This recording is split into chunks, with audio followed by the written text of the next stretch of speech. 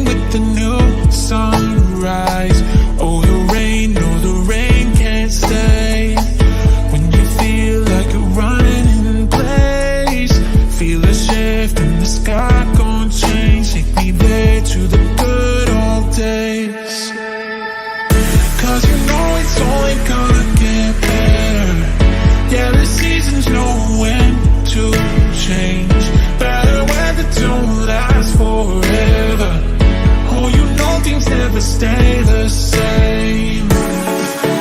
Never stay the same. It's gonna get better. Never stay the same. It's gonna get better. It's gonna get better. It's gonna get better. It's gonna get better.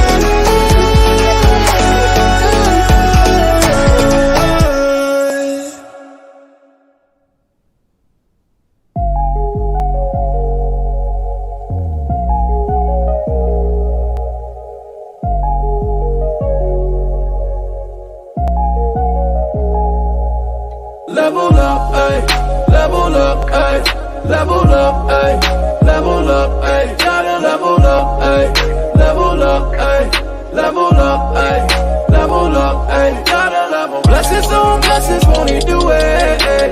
No matter what, I gotta keep it moving, ayy. Level up, ayy, level up, ayy, level up, ayy, level up, ayy, gotta level. I'm headed straight to Mars, no roof on the car, hating from afar. What you hating for? I be on my grind, that's a hundo. Yeah, you see me ballin', raise your rondo. Ay, ay, I 80 on the bar. Ladies on the arm and need the Gucci of a car. I pulled on with the charm. Started from the bottom, now we in. And I'm all broke beginnings, I'll never forget. But I had to level up, ay, level up, ay, level up, ay, level up, ay, gotta level up, ay, level up, ay. Level up, ayy, level up, ayy, gotta level. Blessings on blessings, won't he do it, ayy. No matter what, I gotta keep it moving, ayy. Level up, ayy, level up, ayy, level up, ayy, level up, ayy, gotta level. Shout out to the people out here living, ayy, ayy. You either get it or get rid of, ayy, ayy. No bags back, you think I'm tripping, ayy. Look, you either get it or you get it, ayy. Look, long summers, asking for the winter. Skiing while we skiing, this shit ain't for beginners. Ay, the young boy, surrounded by some winners. I still keep it hood, coolin' with the TV dinner. Level up, ay, level up, ay, level up, ay, level up, ay, gotta level up, ay, level up, ay, level up, ay, level up, ay, gotta level. Blessings on blessings, won't he do it, ay. No matter what, I gotta keep it moving, ay. Level up, ay, level up, ay, level up, ay, level up, ay, gotta level up.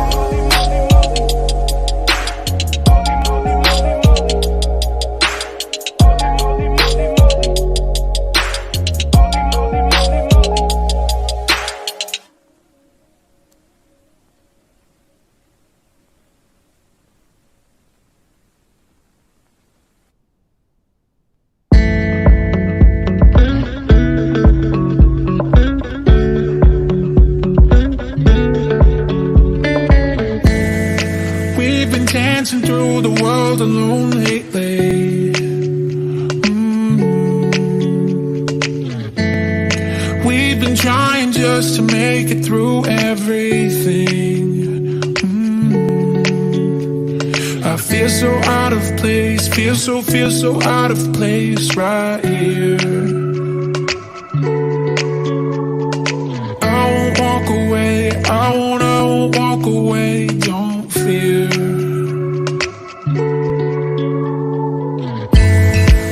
Shuts down, we can figure it out. Go on telling everybody that we'll stick around. In the longest night, I'll be by your side. Go on telling everybody that we'll be alright. We'll be alright. We'll be alright. Go on telling everybody that we'll be alright. We'll be alright. We'll be alright. Go on telling everybody that we'll be alright. Moving fast or slowing down at record speed. Showing us what matters when we're off our feet. I feel so out of place, feel so out of place right now.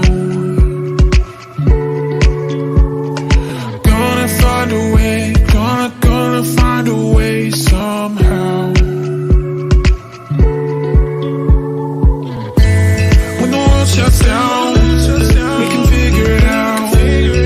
Go on telling everybody that we'll stick around. In the longest night, I'll be by your side. Go on telling everybody that we'll be alright. We'll be alright. We'll be alright. Go on telling everybody that we'll be alright. We'll be alright. We'll be alright. Go on telling everybody that we'll be alright.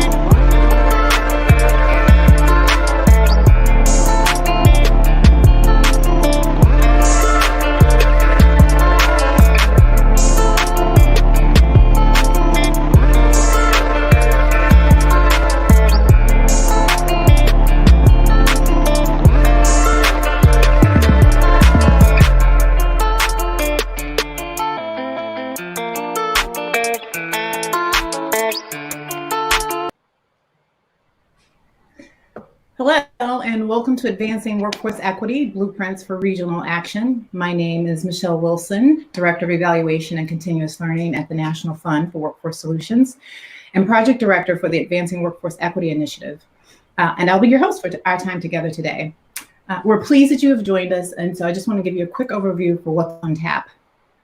We have a keynote address from Angela Glover-Blackwell, some context setting with a look at the data that support the work of participating communities. We'll take a break so you can digest the data and grab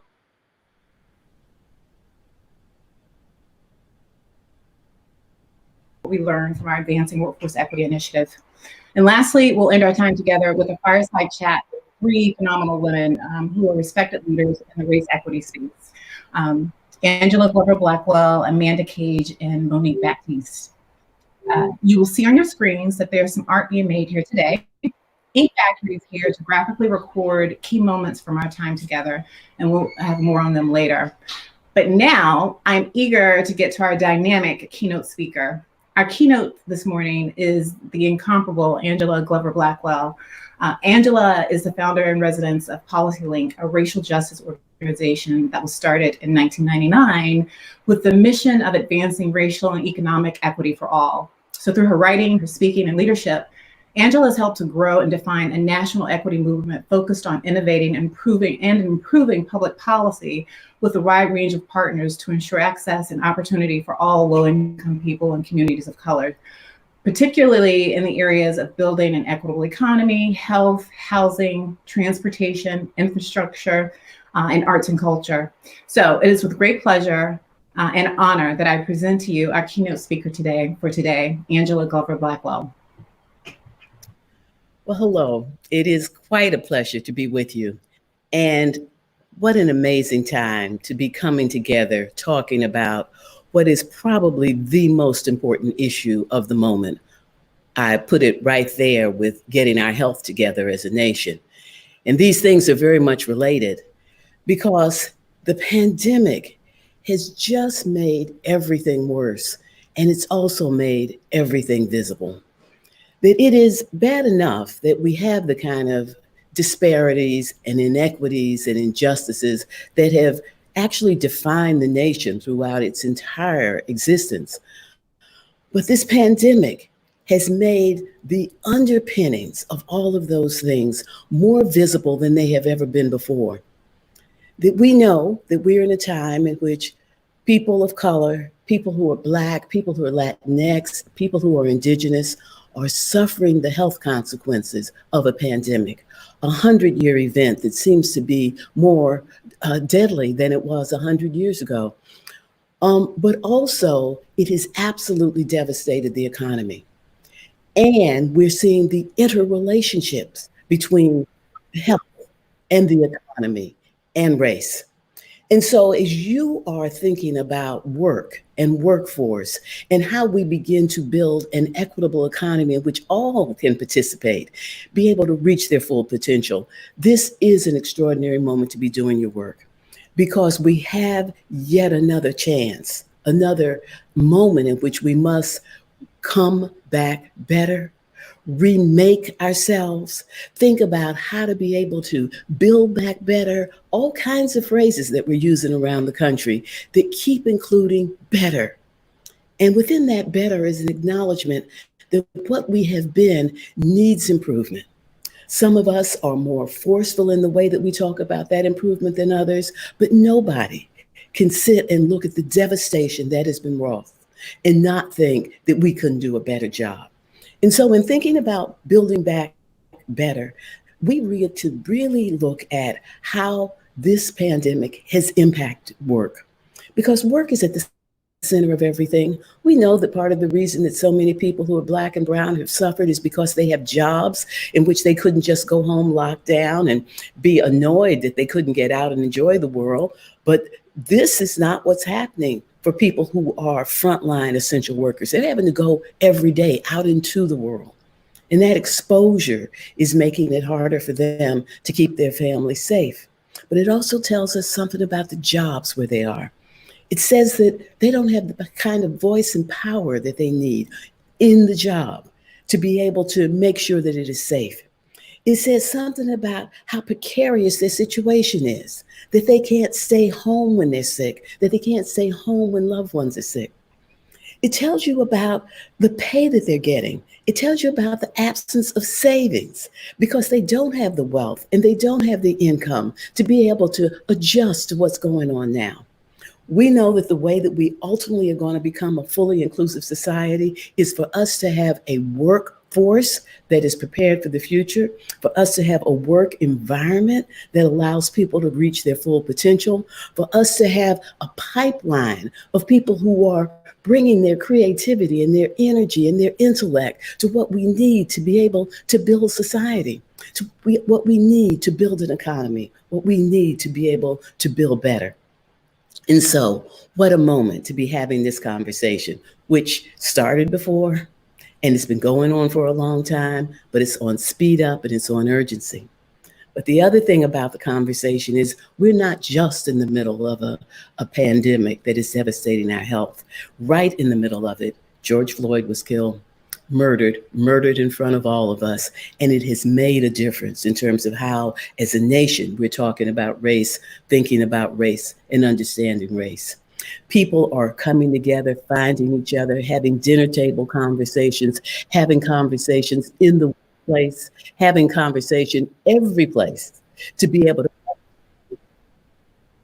race is going to impact what it is that we are doing. Being able to think about work, being able to think about work in the context of place is right at the center of what this conversation is about. That race impacts work and income and wealth and health. And it's different from place to place. That one of the things that's so important about the reports that you're going to be talking about today is they come from regions of the country that have economic vitality. The Bay Area and Boston and Chicago and Dallas and Seattle. These are the kinds of places where we really do have a sense that we can improve. These are the kind of places where we really can think about what happens when the economy gets better. But what we see when we look in these places is even when we have an active, robust economy, the same people are predictably being left behind. And you can identify them based on their race, based on their ethnicity, based on where they live. And so this issue of race that's been crashing into all our lives has to be taken into account. And we have to do that by understanding the history. We got to go back to the history. It's painful. Nobody ever really wants to do that, but it's essential.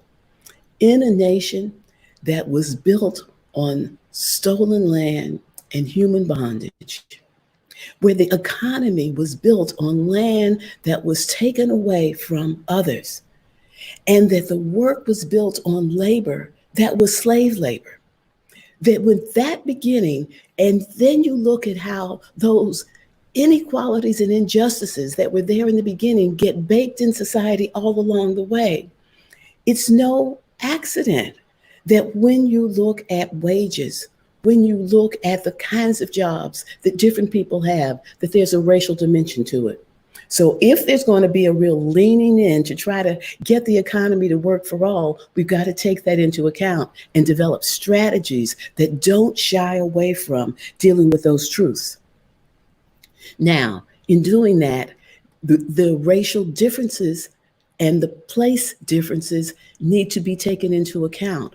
But no one should think that you can eliminate a focus on race, just look at what causes the GDP to be stronger and think that we're going to eliminate the racial differences. You've got to lead with race if you want to solve things fundamentally. You got to lead with the data that actually shows who's where on the economic rungs, who's in which kind of occupation, who gets to advance when there are ways to advance, whose education gives them a great leap forward, and whose education seems to make almost no difference at all. These things are essential. And as we're thinking about it, we've got to think about age too, because the story of the United States of America in the 21st century is a story of changing demographics. And as those have unfolded, we all know that by 2044 or so, the majority of people in this country will be of color. But what most of the country is not focused on is that the workforce is the leading edge of that transformation. The workforce really is reflecting that already. And young people who are coming into the workforce are coming in at a time of great peril because of the pandemic. They're coming into a workforce when jobs are going to be hard to get, when their whole lives will be impacted by how they start off. We know that marriage, partnering, children, location, education, they're all going to be impacted by entering the workforce at this unfortunate time. And so not only do we need to be thinking about race, we need to be thinking about race and place, and we need to be thinking about race, place, and age, so that this cohort of people who are coming in don't get stuck and trapped for all their lives because they entered right as we were coming out of a pandemic. So we got to lead with race, and a lot of people are willing to do so, but the challenge that we face is how to be able to get enough people to realize that this is the only way forward. I'm sure that many of you, like me, listened to President Biden give what was a sometimes stirring inaugural address. And he talked about a lot of the challenges and tried to be honest with the American people about what we face. And he talked about how hard it's going to be able to overcome the structural racism in the world. And it's particularly the structural racism in this nation and how it has functioned and threatens to continue to function if we don't intervene. But one of the things that he said that really caught my attention is that we really have never gotten out of our toughest challenges as a nation because everybody came together to try to make a difference. What he said is enough of us come together. And when enough of us come together to try to make a difference, all of us can benefit. And that's what we've got to get as part of the story that we're telling about why we have to be deliberate in the workforce about understanding the data, why we have to be deep in our analysis of where are our opportunities within each region, and how do we admit that without interventions that are race conscious, no matter what those trends are, we're going to have racial differences going forward. How do we prioritize being able to focus on people who are Black and brown and understand the particulars of, if we don't get it right for the people who are left behind the most consistently, we'll never get it right for everybody. We need enough of us to understand that. And enough of us who are understanding it and leaning in and trying to create a movement for transformative change. Part of our story has to be that by focusing on those who are most marginalized, most discriminated against, we actually are able to get it right for the vast majority of us. We have been doing a lot of work at PolicyLink over the years with partners at the University of Southern California Equity Research Institute to be able to really understand how do you translate the assertion that I just made, that when we get it right for the most marginalized, we get it right for all of us. How can we actually prove that through data? And we've been looking at what it means to really focus on getting rid of discrimination in terms of income. That if we didn't have racial differences in terms of income, the economy would greatly expand. That what we know that in 2018, the GDP would be $2.3 trillion higher if we got rid of those racial differences. At other times, it would be even higher than that, but it's consistently around $2.5 trillion. And that's just using the GDP.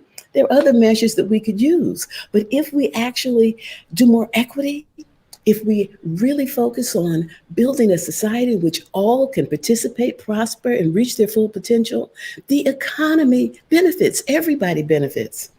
I actually think that one way to be able to talk to people who are skeptical or haven't ever thought about it that way is to think about those curb cuts in the sidewalk. Those curb cuts in the sidewalk that are there because of the advocacy of people with disabilities in wheelchairs. That even as people with disabilities began to get rights through their efforts to be able to build a movement for full inclusion, those rights were hollow if people couldn't actually move around their communities to take advantage of public accommodations, to take advantage of job opportunities, to take advantage of the possibility for civic engagement. The structure of our physical environment impeded being able to realize the rights that people were getting in the courts based on the Constitution. And so they fought to get these curb cuts in the sidewalk. But how many of us have experienced the benefit of those curb cuts, whether we're pushing a stroller or workers pulling carts and pushing wagons, pulling wagons and pushing carts, whether we're just out walking, the data has proven again and again that 9 out of 10 unencumbered adults cross the street at the corner because of the curb cuts. What that is an example of is when we solve fundamental problems with nuance and specificity, thinking about how those who most are marginalized can fully participate, we all benefit. There are examples of it all over, which you'll see once you sort of know what you're looking for. One of the examples that I like to use, because we're so familiar with it, is not smoking in public places. That started because of the advocacy of flight attendants who were stuck on those airplanes. And if people were coming on smoking, it made it terrible for them. There were some feeble attempts to try to fix the situation, having a no smoking section. Well, that might help you a little bit if you're sitting in the no smoking section, but the flight attendants had to move throughout the entire airplane. It didn't really help them. When they joined with Ralph Nader, that consumer advocate, they were able to finally get smoking banned on airplanes, which was the only way to help the flight attendants. But look what that led to. It led to a general movement for not smoking in public places, and millions of lives have been saved. I often take the GI Bill as the would-be gold standard of the curb cut effect. And I have to say would-be because it was administered in a discriminatory way. But if you think about it, the GI Bill actually was one of the huge contributors to making the white middle class. It started because a few people thought that about 100,000 of the 16 million returning veterans from World War II might need a little help in trying to get integrated into society. And what happened was that over 16 million of the 16 million veterans who were returning, 8 million of them took advantage of the educational opportunities. Additional millions took advantage of the mortgage support. And people have pointed to the fact that leaders, senators, teachers, lawyers, engineers, innovators, the GI Bill made the white middle class. But it started off thinking about those who were most marginalized, most vulnerable. And they solved that problem with nuance and specificity, and the benefits cascaded out. That's true in the area of work and workforce. We have some fundamental flaws in our economy.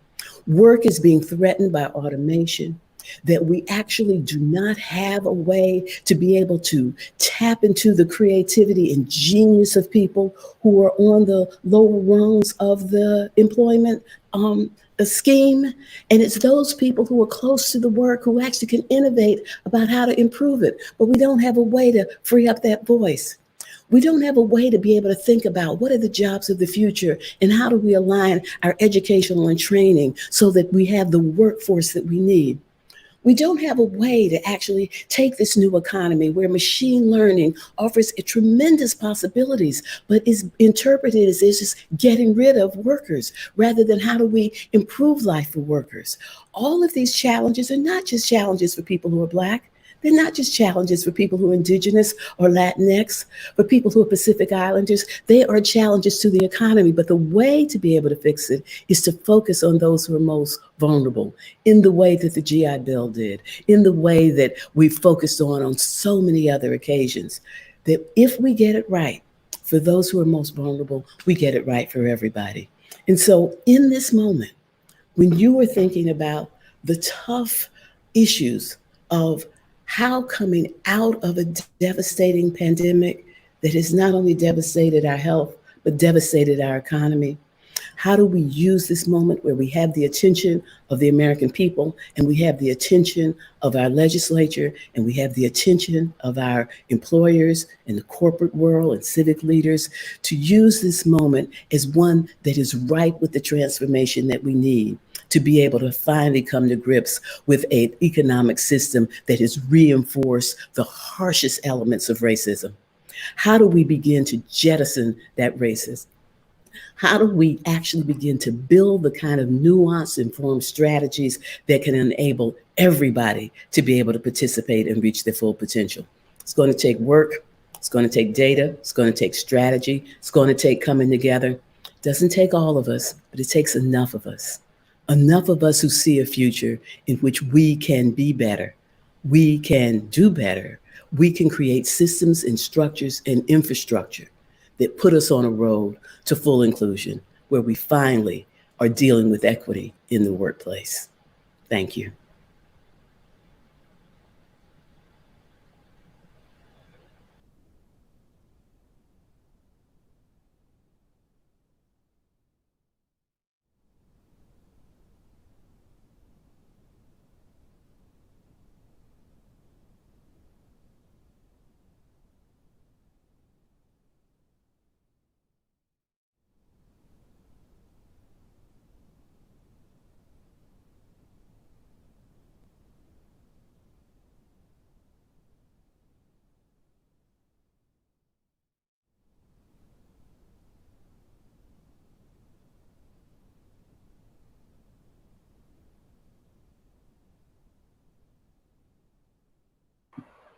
Wow. Sorry, I was on mute. I apologize for that. I was caught up in what Angela was saying. But what I will say it again because it bears repeating. It's like, let the church say amen, right? Lead with grace. Not all of us, but enough of us. And so thank you, Angela, for that message, because I feel like you just took us to church with that. I appreciate it deeply. So I will leave that there and let you all sit with that. And we'll come back at 12:15. See you at 12:15 for the next segment. Thank you.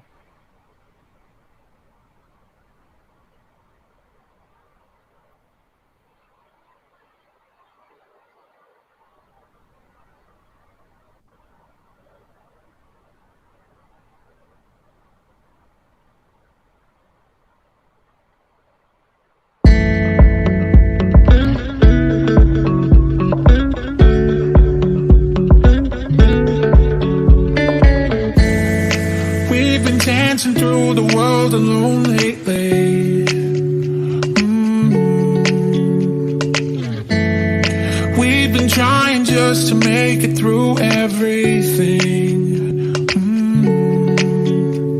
I feel so out of place, feel so out of place right here. I won't walk away, I won't walk away, don't fear.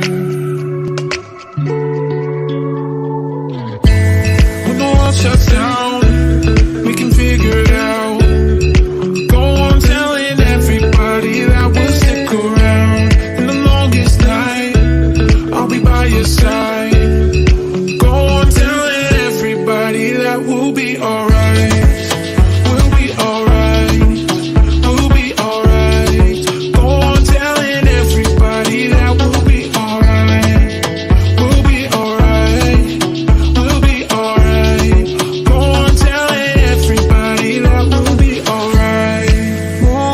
Slowing down at record speed. Showing us what matters when we're off our feet. I feel so out of place, feel so out of place right now. Gonna find a way, gonna find a way somehow.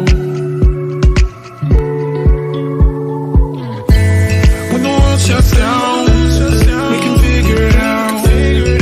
Go on telling everybody that we'll stick around. In the longest night, I'll be by your side. Go on telling everybody that we'll be alright.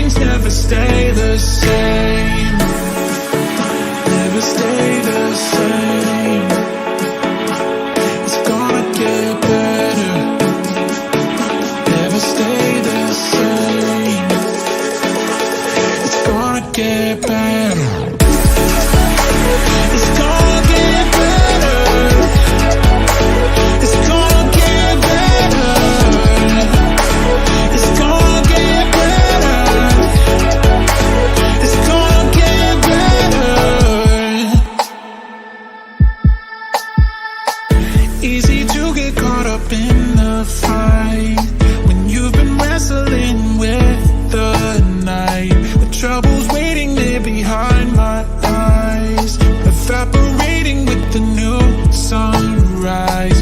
Oh, the rain, no, the rain can't stay. When you feel like you're running in place, feel a shift in the sky gon' change. Take me there to the good old days. Cause you know it's only gonna get better. Yeah, the seasons know when to change. Better weather don't last forever. Oh, you know things never stay the same. Never stay the same. It's gonna get better. Never stay the same. It's gonna get better. It's gonna get better. It's gonna get better. It's gonna get better.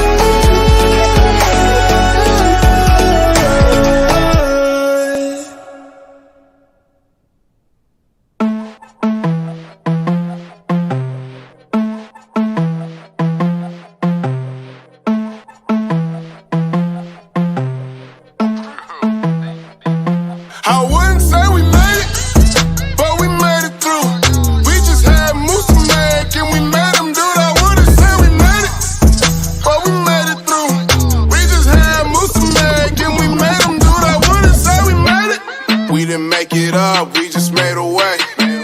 We gon' take it up, we won't fade away. I got too many dreams, gotta stay awake. Ask me if I changed, yo, it's night and day. I told the backstabbers, put the knife away. I'm tryna get my family to a nicer place. Room for everybody, but no room for hate. Everybody eating off the nicest plate. But we made it through. We just had moose to make and we made them do it. I wouldn't say we made it, but we made it through. We just had moose to make and we made them do it. I wouldn't say we made it, but we made it through. We just had moose to make and we made them do it. I wouldn't say we made it, but we made it through. We just had moose to make and we made them do it. I wouldn't say we made it. Play this when it all comes together. Yeah. When it can't get any better. Yeah. Play this when it all comes together. Yeah. When it can't get any better, but you better keep on grinding, keep on rising, keep on shining. They forget, then you remind them what we call a perfect timing. But you better keep on grinding, keep on rising, keep on shining. They forget, then you remind them what we call a perfect timing. I'm like, hey, but we made it through. We just had moose to make and we made them do it. I wouldn't say we made it, but we made it through. We just had moose to make and we made them do it. I wouldn't say we made it, but we made it through. We just had moose to make and we made them do it. I wouldn't say we made it, but we made it through. We just had moose to make and we made them do it. I wouldn't say we made it. I know I gotta keep going. Who's up at 5 in the morning? Come on.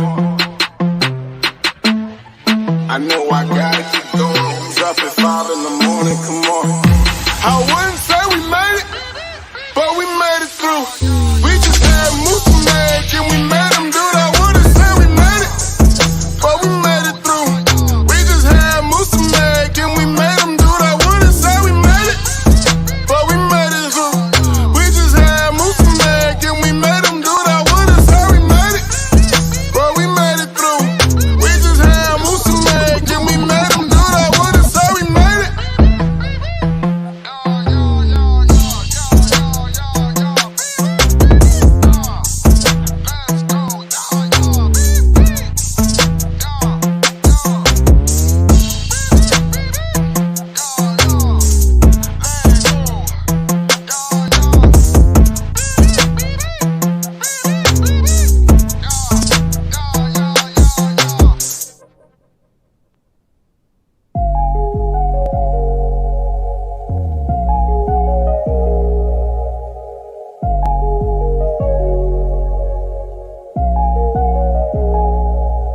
Level up, ayy.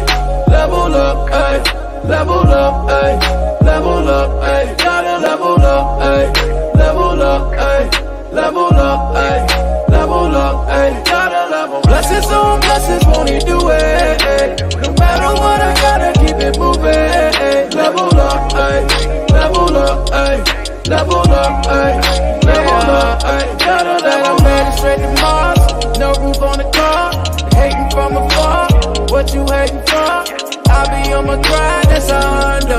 Yeah, you see me ballin', raise your rondo, ayy, ayy. I 80 on the front, ladies on the arm, and need the Gucci of a car. I pulled on with the chalk, started from the bottom, now we lit. And I'm all broke beginning, I never forget, but I had to level up, ayy. Level up, ayy, level up, ayy, level up, ayy, gotta level up, ayy, level up, ayy, level up, ayy, level up, ayy, gotta level. Blessings on blessings, won't he do it? Ayy. No matter what, I gotta keep it moving. Ayy. Level up, ayy, level up, ayy, level up, ayy, level up, ayy, gotta level up. Shout out to the people out here living, ayy, ayy.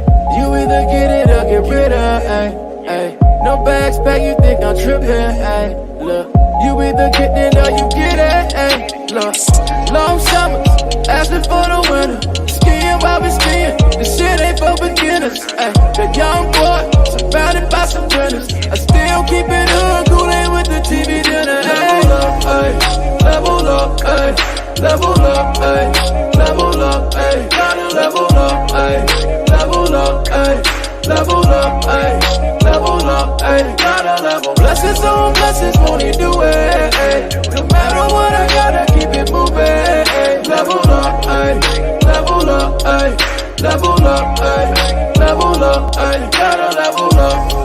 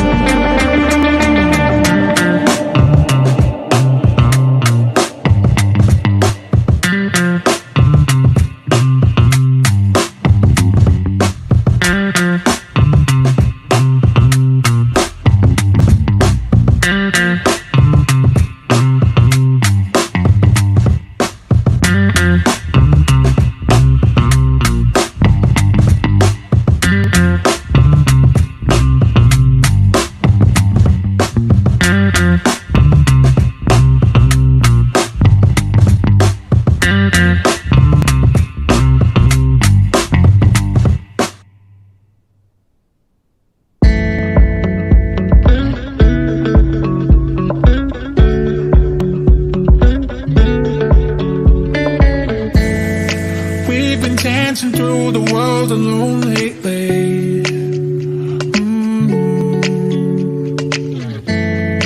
We've been trying just to make it through everything. I feel so out of place, feel so out of place right here. I won't walk away, I won't walk away, don't fear. When the world shuts down, we can figure it out. Go on telling everybody that we'll stick around. In the longest night, I'll be by your side.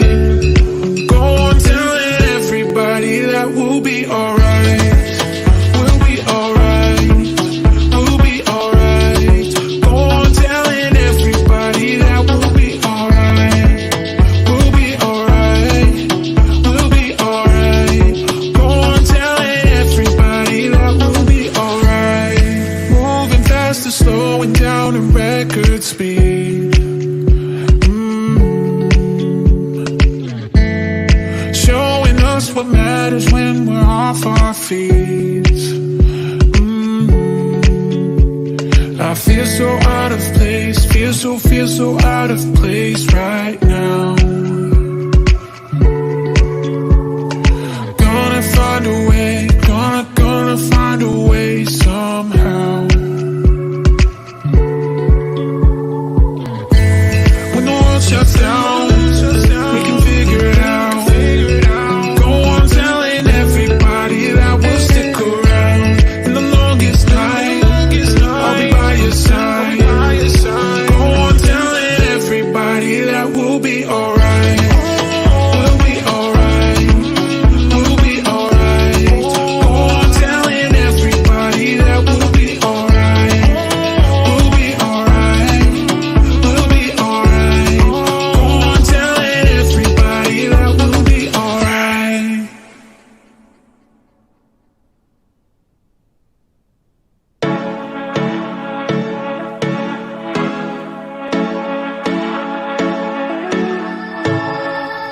Running our way to a better time. Sweet nostalgia gonna ease my mind. In the shadows, can you feel the light? Calling to you from the brighter side. Oh, the rain can't stay. When you feel like you're running in place, feel a shift in the sky, gon' change. Take me there to the good old days. Cause you know it's only gonna get better. Yeah, the seasons know when. Welcome back, friends. I hope you enjoyed the keynote presentation with Angela Glover Blackwell. I'm so looking forward to having her back for our Fireside chat later this afternoon. I want to make a quick programming note. We are taking questions in the Q&A chat on the bottom half of your screen. I think that there's a space for questions. So if you have any questions, you want to submit those, and we'll get to as many as we can during our Q&A time. In the meantime, we're excited to dig into what brought us here today. But first, I want to take a couple of minutes and share with you a little bit about who we are for those of you who are new to our organization. The National Fund for Workforce Solutions invests in a dynamic national network of close to 30 communities taking a demand-driven approach to workforce development. So the network connects a wide range of partners aligned with our mission, including employers, workforce development boards, community colleges, funders, and community-based organizations. And so we leverage this network to pursue 4 integrated solutions. And our model works because we're building a movement around practice, and we combine co-investment plus workforce expertise plus access to employers. We innovate locally and identify and lift up best practices and share them across our robust learning network. We also drive the conversation towards job quality, systems thinking, and of course, the reason we're here today, leading with race equity. As I mentioned to you earlier, we have a graphic recorder from Ink Factory with us to document our time together. Ink Factory beautifully captured each of our communities when we first launched this initiative almost 2 years ago, which we called at the time, we were calling the Jobs and Opportunity Reports. So we just thought it would be appropriate to bring them back as we close out this phase of our work, because the work continues with this phase of our work. And so to me, it's like interesting to look back on our graphic notes pre-COVID, when we were still, I mean, the goal was to address racial inequities, but the conversation was, how do you do that in a tight labor market, and how do we get to shared prosperity? And as Angela mentioned, COVID has only exacerbated the issues, and now that we're in a time of economic recovery, we still have to dig in even harder to address some of the issues that we face today around racial inequities. So today we released a series of reports aimed at addressing longstanding racial inequities in the workforce. The Advancing Workforce Equity Project was designed to support our regional workforce partners to develop explicit data-driven equity strategies. And you'll hear from them today, 5 of our communities that are involved: Boston, Chicago, Dallas, San Francisco, and Seattle. All partners in the National Fund for Workforce Solutions and our national network of workforce practitioners. Each city formed equity work groups to guide this work, identify key drivers of inequity, and prioritize actionable strategies to advance equity through policy efforts, programming, and investments. So as I said, this work is documented through a series of reports and will serve as the basis for long-term equity-focused efforts. Again, the reports drop today, and they can be accessed on our website. The Advancing Workforce Equity Project is a collaboration between the National Fund for Workforce Solutions and the National Equity Atlas partnership between PolicyLink and the USC Equity Research Institute, Burning Glass, and JPMorgan Chase. Okay, so now I want to introduce you to the data team. Abby Langston, who's a senior associate at PolicyLink and a co-director on this project, and I adore her. She is our data guru and lead author of all of our reports in the Advancing Workforce Equity Project initiative. And Matt Walsh, he's a research lead with Burning Glass and also a co-author on the reports. So I'm going to turn it over to Abby and Matt to give you a brief overview of the data and to put a frame on the strategy discussion that we'll have later this afternoon. And then we'll have time for Q&A. So if you have any questions around the data and what you're hearing, get those in so we can bring those to Abby and Matt to chat with them about your questions. And we'll do that at the end of the segment. So turning it over to you, Abs. Thank you, Michelle. It's wonderful to be with you all here today, and we are so excited to hear from the local leaders who have been moving this work forward on the ground in their communities. I know you are probably all eager to hear from them as well, so we won't take up too much time, but wanted to spend a few minutes just to share a little bit of background and context about the data and research that have informed these reports and the blueprints that we're all going to hear about. So I'm Abby Langston. I'm a senior associate at PolicyLink, where I lead the development of the National Equity Atlas. It's a partnership between my organization and the USC Equity Research Institute. And we like to think of the Atlas as America's most detailed report card on racial and economic equity. We have dozens of deeply disaggregated equity indicators for about 300 geographies across the US. So if you're not familiar with the Atlas, I would encourage you to take a chance to visit it sometime, dig into the data for your community, and feel free to reach out to us if you have any questions about that. Our primary data partner in this project has been Burning Glass Technologies. We can go to the next slide. I'll just quickly introduce them as well. So Burning Glass is a data analytics company that has a very powerful database that scrapes real-time job postings from the web, combines that with other sources of data on labor market dynamics and job growth to really develop tailored insights into what's happening from moment to moment. It's really kind of a crystal ball into the labor market. And they use that information to help inform strategies for developing career pathways, understanding how skills demands are changing on the employer side, and how worker profiles are changing. So they've been a really fantastic partner for us to be able to bring together our deeply disaggregated equity data with their labor market insights, which is exactly the kind of grounding that this project needed. So if we can go on to the next slide. What we wanted to do today was just share a few high-level insights from our research and our work with these 5 communities. Angela Glover-Blackwell provided a really fantastic context about why this matters and what it means at the national level. We also produced a national level report that includes some of those insights that you can find on the website alongside the regional reports. But just to give a little bit of context, we found in each of these communities that as the workforce grows more diverse, racial inequities threaten the region's economic prosperity. The US will be a majority people of color nation in about a generation's time, but many of these communities have already crossed that threshold. They already have a majority people of color. Their workforce is already a majority people of color. And so when we begin to understand the impact of racial gaps in employment and wages and other workforce outcomes, that has a heavy cost for the economy as a whole. It creates a real drag. So if you go to the next slide, we'll see just one example of this from the Bay Area region. Angela mentioned that at the national level, racial inequities cost our economy about $2.3 trillion in 2018 alone. And you can see here that for the Bay Area, which is where I call home, racial gaps in income and employment cost the regional economy about $348 billion.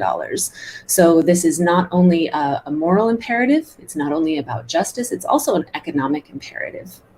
If we go to the next slide, please. Another thing that we found across regions is that structural changes in the labor market underpin these mounting inequities. So we see that as the economy changes, the mix of jobs, the industries that are growing, certainly technological change and innovation is a big piece of this. We see that those dynamics tend to deepen the racial inequities that we've already seen that have been entrenched for decades. And workers of color are really facing a growing gap in access to good jobs.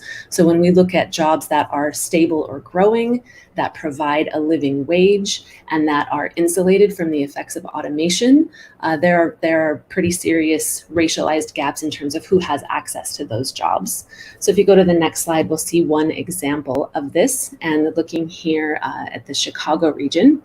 So we found that over the last 3 decades, job growth has been really concentrated in low-wage industries. So low-wage jobs have grown by about 37%. So that's several times faster than middle-wage and high-wage jobs. At the same time, we have seen earnings growth really concentrated among high-wage workers. So we see that the jobs that are growing, that are, as the population diversifies, are primarily low-quality, low-wage jobs. While the productivity gains, and when we talk about how the regional economy is growing, those benefits are mostly accruing at the upper end of the income distribution. If we can go to the next slide. Another piece of this puzzle is around occupational segregation. So in each region, and here you're looking at Dallas as an example, we analyzed how different occupational groups are distributed by the race or ethnicity of the workers. And so the top bar here shows you the total workforce in Dallas and Collin counties. And then the other bars show you the racial distribution of the workforce in key occupations. And you can see that people of color are really crowded into a handful of lower wage, lower quality occupations. And so understanding the drivers that reproduce these trends and understanding the dynamics that create barriers to entry and advancement for people of color to access high quality jobs has been a key focus of our research in each of these regions. So with that, if we'll go to the next slide, I'll go ahead and turn it over to my colleague, Matt Walsh, and he can introduce himself and walk you through a little bit of the additional data that we've shared. Hey everyone, yes, I am Matt Walsh. I'm with Burning Glass Technologies on the research team. Thank you, Abby, for that great introduction about Burning Glass and also going over the earlier data. We wanted to make sure as we were doing this research that it was relevant for the labor market today and the work of the future. So today and over the last year, the labor market has been tumultuous due to the COVID-19 pandemic. We're all familiar with the high national and regional unemployment rates and the soaring number of unemployment claims. We've also heard that the regional economy has brought many workers back to work, However, these top line numbers can obscure important differences between workers of different races, ethnicities, and levels of education and work experience. So we go to the next slide, please. We dove into census microdata to track the monthly unemployment rate by race and ethnicity for each region. This work revealed stark differences in how different workers experienced 2020.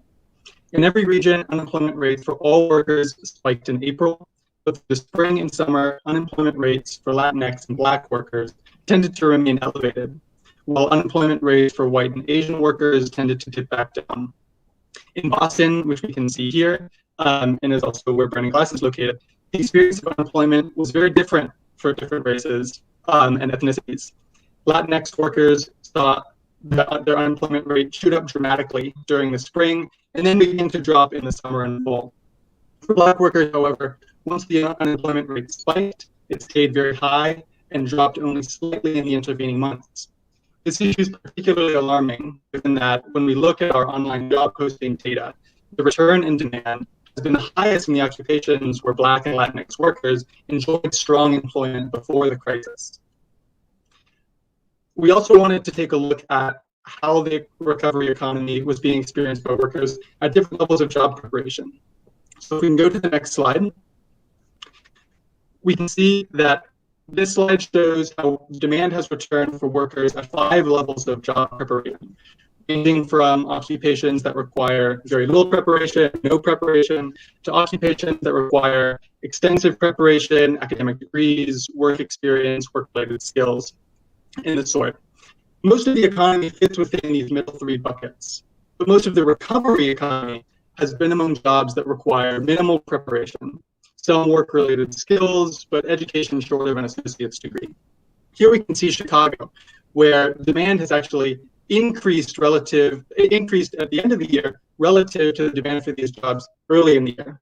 One of our goals with this research is to highlight the importance of this work, the work performed at workers with this level of experience and education, so that workforce intermediaries, policymakers, and others can improve the quality of these jobs. If we go to the next slide, please.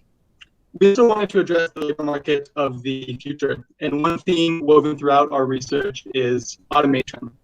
To better understand the intersection of automation, living wages, and regional growth, we worked through this concept that we're referring to as good jobs. So if we go to the next slide, please, we can see that good jobs, good jobs are automation resilient. They're in occupations with stable or growing base of employment, and they pay above the regional living wage for a family of 2 adults and 2 children. We see that there's a shortage of good jobs across the economy. Between 40 and 50% of the workforce in the regions that we studied are in good jobs. That rate drops to 10 to 12% of workers in jobs that only require a high school degree. Similarly, we see large racial gaps in employment in good jobs for these non-college level jobs. In some cases, white workers are twice as concentrated in these jobs as Latinx and Black workers. Occasionally also, when we move from jobs that require just a high school diploma to work that requires some post-secondary credentials, such as a license or other credential, or require an apprenticeship, the gap in the percent of workers that are earning a living wage grows.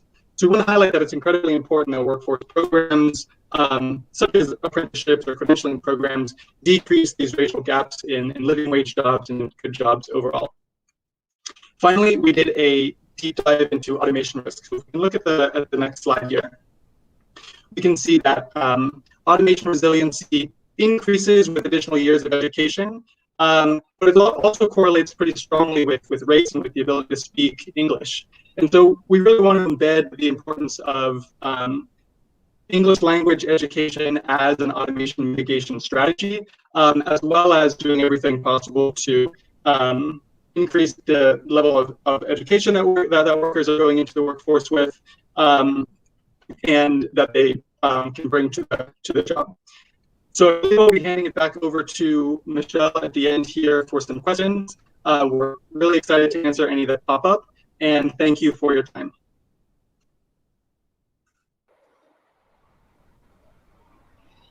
Thanks, Abby and Matt. I think we might have had some audio difficulties, so I will just start. I think one of the questions that we have coming through,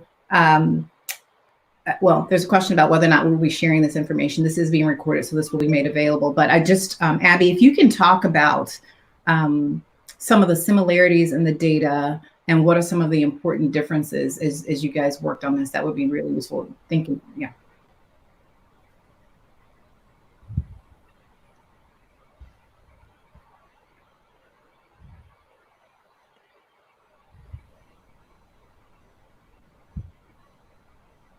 Abby?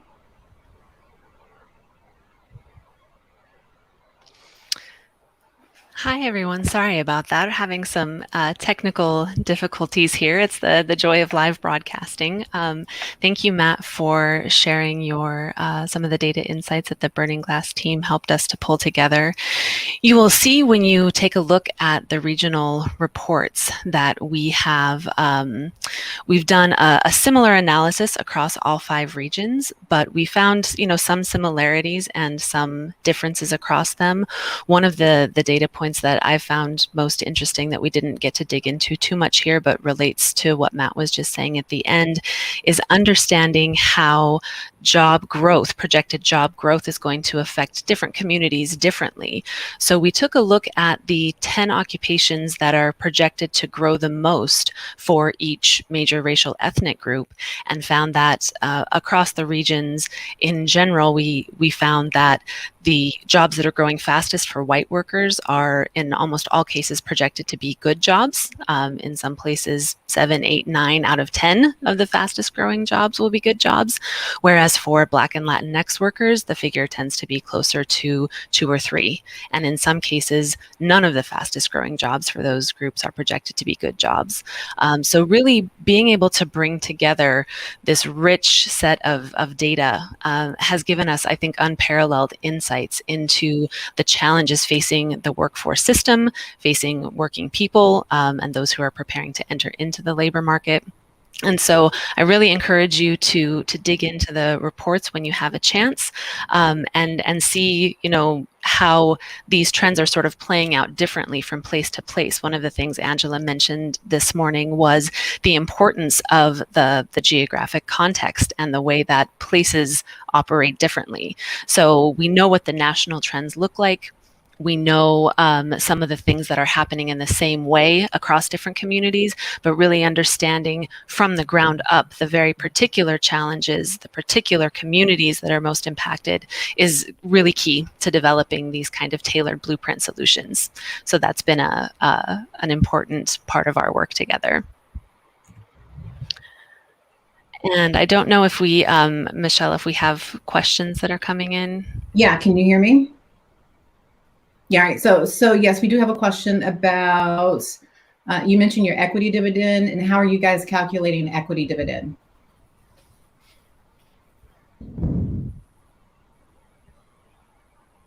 Great. So there's a question about how we calculate the equity dividend. So it's that $2.3 trillion number at the national level, or as we showed for San Francisco, $348 billion. And that is an analysis that we've put together to understand the economic impacts of inequity, what they cost the economy. And the way that we do that is to model GDP if there were no racial gaps in either employment or wages. So we know that having a job and then how much you get paid for that job are the 2 factors that determine what your income is going to be. And so we looked for each racial ethnic group at employment levels and modeled if we brought their levels of employment at least up to the level of their white counterparts. In any case where a group is already performing as well or better than the white population, we don't bring them down. We don't do any downward adjustments. But so we adjust employment levels upward and also wage levels upward in the same way. We understand that the age structure of different racial ethnic groups is very different. And so we calculate wages by different age cohorts. We know that older workers tend to earn more than younger workers. And so if you have a population that's heavily weighted, among younger people, their average incomes are going to be a little bit lower. But it's a relatively conservative analysis in that way, and so we feel pretty confident that the numbers that we are sharing are sort of at least the economic costs. If you want to dig into more of the technical aspects of that, there's information in each of the reports. Great. So we have another question. I think we have time for one more question. Can you hear me, Abs? Just checking. We apologize for the garbled video. Apparently, there are widespread technical issues. Oh, Matt just went down, but that's okay. We're all good. So the next question we have, someone is asking from a developmental lens. They're interested to see how educational attainment relates to this workforce data.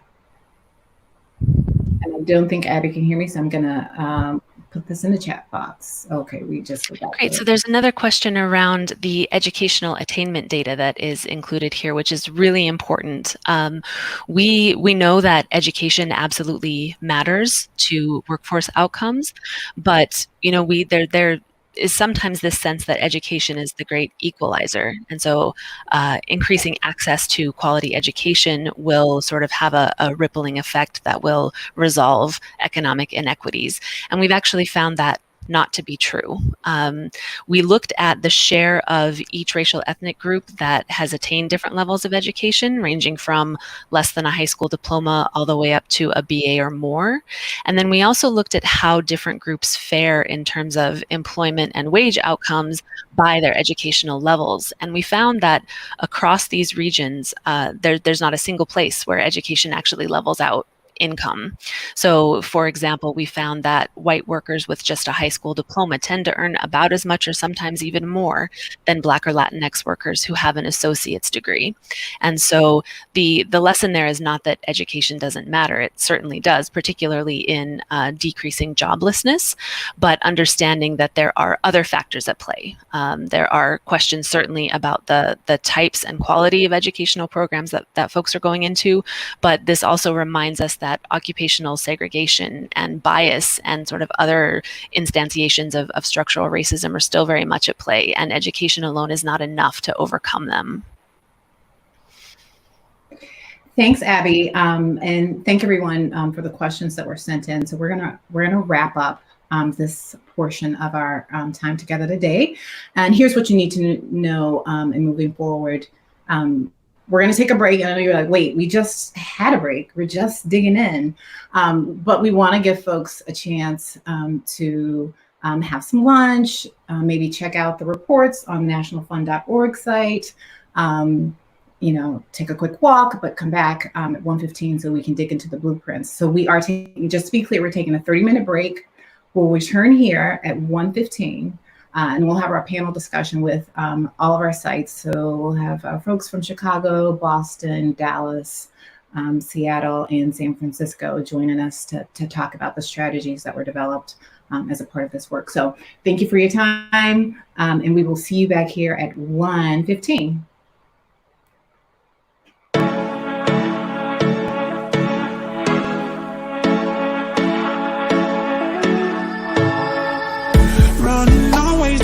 Better time, sweet nostalgia gonna ease my mind. In the shadows, can you feel the light calling to you from the brighter side? Oh, the rain can't stay. When you feel like you're running in place, feel a shift in the sky, gon' change. Take me there to the good old days. Cause you know it's only gonna get better. Yeah, the seasons know when to change. Better weather don't last forever. Oh, you know things never stay the same. Never stay the same. It's gonna get better. Never stay the same. It's gonna get better. It's gonna get better. It's gonna get better. It's gonna get better. It's gonna get better.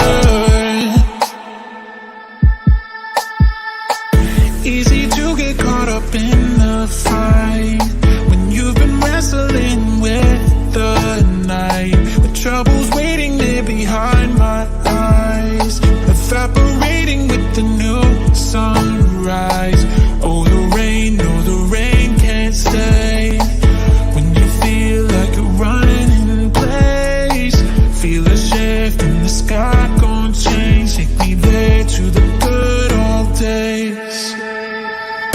Cause you know it's only gonna get better. Yeah, the seasons know when to change. Better weather don't last forever.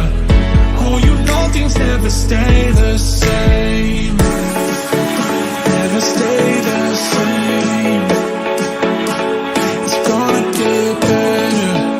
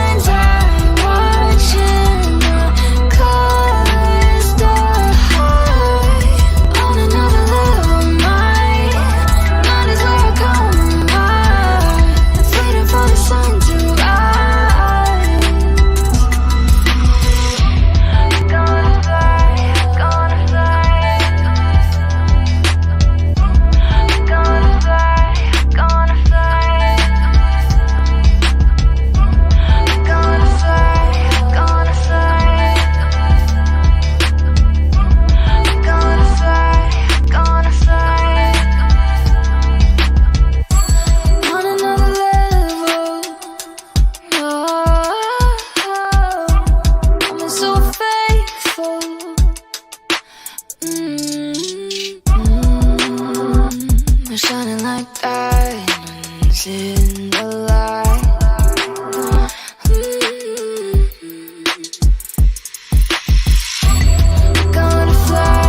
Gonna fly, going up. Just you and I, we're going up. We're gonna fly, we're going up. Just you and I, we're gonna fly, we're going up. On another world, come up here to ease my mind's eye.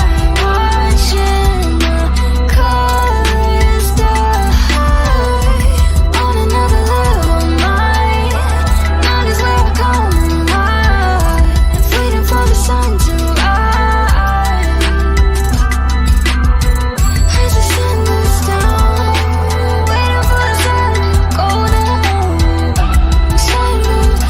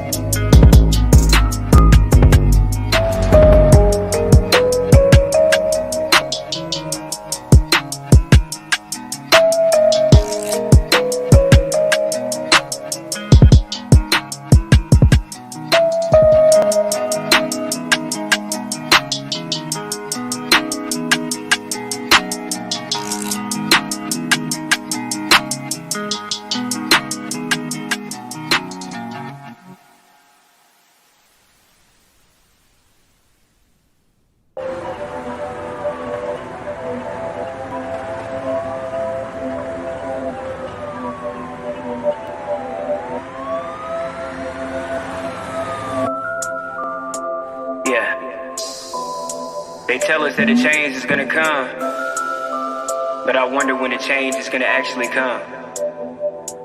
Yeah. Praying to the Lord, will it ever stop?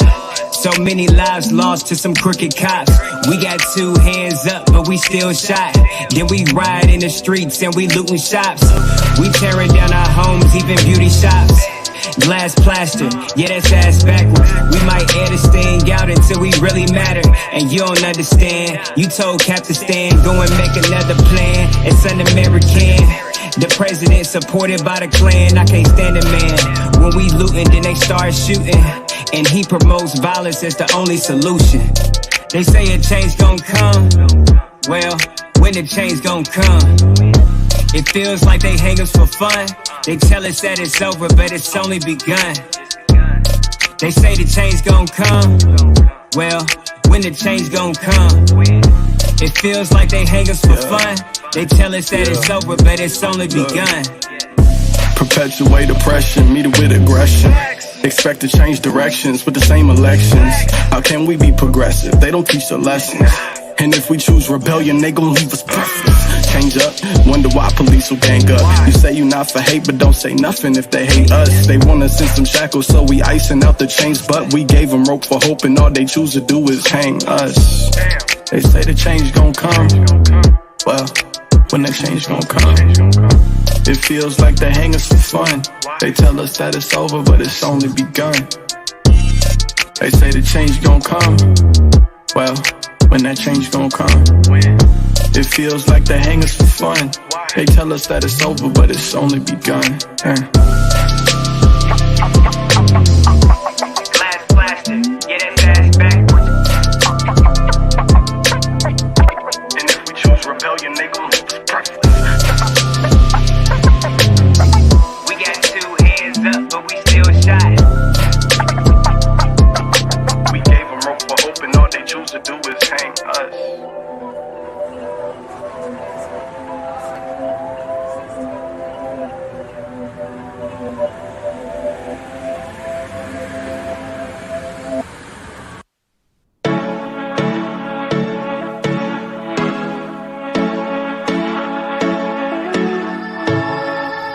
Running our way to a better time. Sweet nostalgia gonna ease my mind. In the shadows, can you feel the light? Calling to you from the brighter side. Oh, the rain can't stay. When you feel like you're running in place, feel a shift in the sky gon' change. Take me there to the good old days. Cause you know it's only gonna get better. Yeah, the seasons know when to change. Better weather don't last forever. Oh, you know things never stay the same. Never stay the same. It's gonna get better. Never stay the same. It's gonna get better. It's gonna get better. It's gonna get better. It's gonna get better. It's gonna get better. Easy to get caught up in the fight when you've been wrestling with the night, with troubles waiting there behind my eyes, evaporating with the new sunrise. Oh, the rain can't stay. When you feel like you're running in place, feel a shift in the sky gon' change. Take me there to the good old days. Cause you know it's only gonna get better. Yeah, the seasons know when to change. Better weather don't last forever. Oh, you know things never stay the same. Never stay the same. It's gonna get better. Never stay the same. It's gonna get better. It's gonna get better. It's gonna get better. It's gonna get better.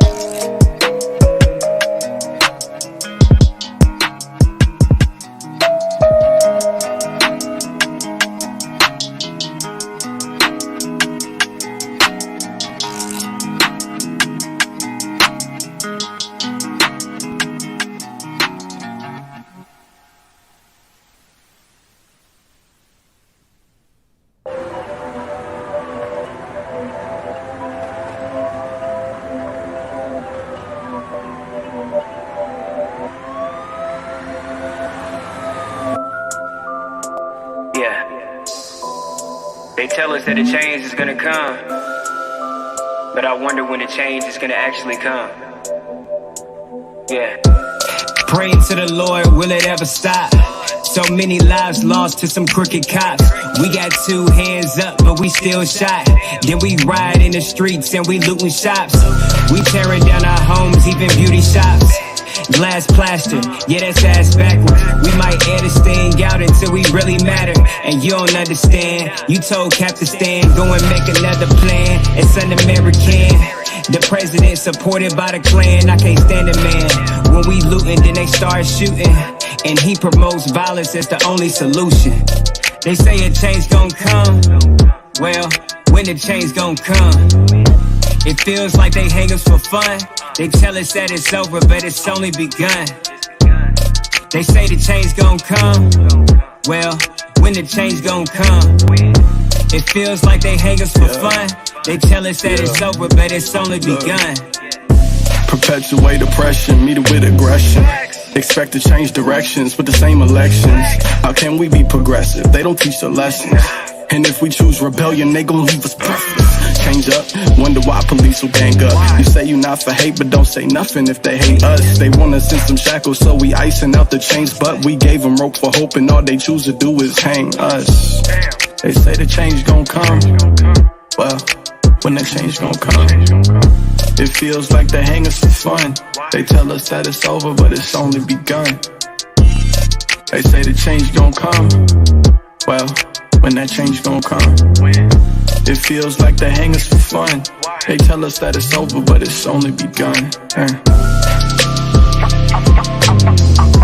Glass plastic, yeah, that's ass backwards. And if we choose rebellion, they gon' leave us breathless. We got 2 hands up, but we still shot. We gave them rope for hope, and all they choose to do is hang us.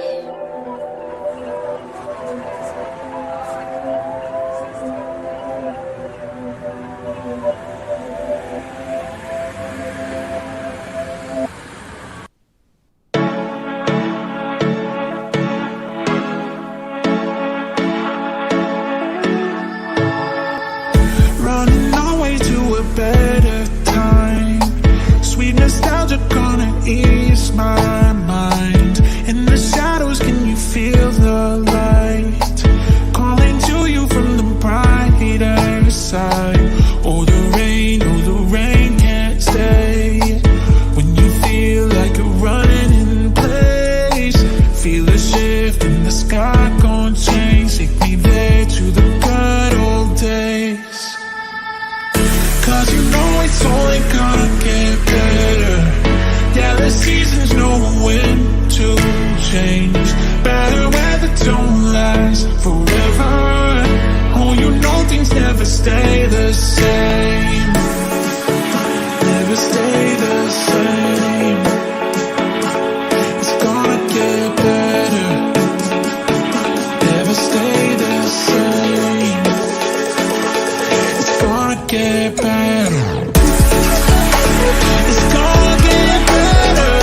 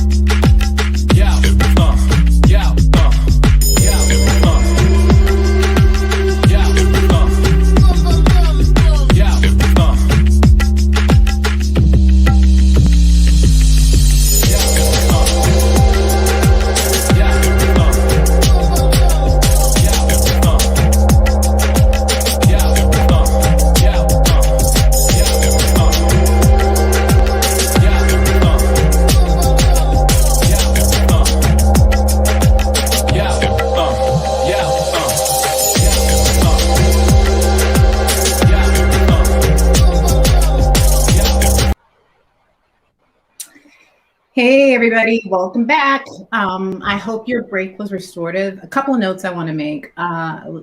There apparently is a widespread IT outage up and down the East Coast that's affecting some things. So if you are a part of that or if you are hearing any of that, roll with us as we try and work through that. And the second question, or the second thing that has popped up here is interest in our playlist. Who knew? Yay, playlist. We will make the playlist available to those of you who are enjoying our music, and we're glad you are. So back to our work here. As I mentioned before break, this is the point in our program to bring our colleagues on stage who've been deep in the weeds with their work groups, digging into the data and developing regional strategies for addressing race equity issues and workforce development. The first community is led by my colleague, Andrea Gillespie, and I am going to turn it over to Andrea. Andy? Good afternoon, everyone. It's a pleasure to be with you all today and to be part of this important conversation. As Michelle mentioned, I serve as the site director for the Dallas Workforce Funding Collaborative, Pathways to Work, which is convened by the United Way of Metropolitan Dallas. We began our workforce equity journey in July 2019. In a meeting to kick off the report production process, our Funding Collaboratives Advisory Group spent a great deal of time discussing what we hope to gain from the report. We wanted this report to change the conversation in our community about what it takes to be successful in the labor market, and to acknowledge that skills training alone cannot solve the disparities we see in employment and wage outcomes for Black and Latinx workers. One of the first tasks our advisory group set out to accomplish was develop a shared vision for workforce equity. Through a lot of back and forth, we came to the consensus that workforce equity not only means the presence of economically resilient workers, but it also centers communities of color in practice and policy change. Their voices and lived experiences had to be connected to any equitable solutions we proposed. As a group, we had also many colorful but necessary conversations about what is driving the disparities in our labor market. It became clear to us that income disparities, inconsistent investments in people, barriers to entry and advancement in the labor market, and inadequate workforce supports in many cases were working together to produce equity gaps. Next slide. Since we are gathered together from around the country, I wanted to provide the economic and social context of Dallas. Economically, Dallas has been known as a powerhouse. The area is home to 24 Fortune 500 businesses. The Dallas area was also a major engine of the Texas Miracle, which saw the state's economy and job market grow even as the rest of the country sank into the Great Recession of 2008. For at least the last 5 years or more, workforce development conversations in Dallas have centered on the middle skills gap. However, a 2015 report, also produced by JPMorgan Chase, raised some first signals in our market about racial disparities in education and employment. Socially, the last few years have been marked by protests, calls for racial healing, and an earnest effort to piece together our community's racial history. In the wake of the Dallas police shootings in July 2016, several philanthropic organizations came together to bring the Kellogg Foundation's Truth, Racial Healing, and Transformation initiative to Dallas. This initiative has been critical to showing how the legacy of racism drives the inequities we see today. It's this narrative change that has been key to how we think about our blueprint for advancing racial equity or workforce equity. Narrative change in workforce development means noting the historical forces that shape the types of jobs people of color have today, the quality of these jobs, and the protections afforded to them. Next slide. This local context, as well as the data, drove the equity strategies we lifted up in our report. Our strategies for greater workforce equity extend beyond our local workforce development system. The social determinants of work, or the social supports one needs to be successful in the labor market, meant that we needed to position our recommendations to align and target other systems like childcare and housing. In this way, we chose to focus on our community's larger economic opportunity system. The pervasiveness of occupational segregation. Next slide. The pervasiveness of occupational segregation. Oh, next slide, please. Thank you. The pervasiveness of occupational segregation in our local labor market led to at least 2 of our recommendations focused on apprenticeships and skills-based approaches. Both strategies can open doors to industries in which Black and Latinx workers are underrepresented because they have the ability of augmenting social network of workers and expanding the pools of talent for employers. Our work, of course, is just beginning. We hope this body of work supports our equity efforts for years to come. And with that, I'll hand it over to Marie in Seattle. Thank you.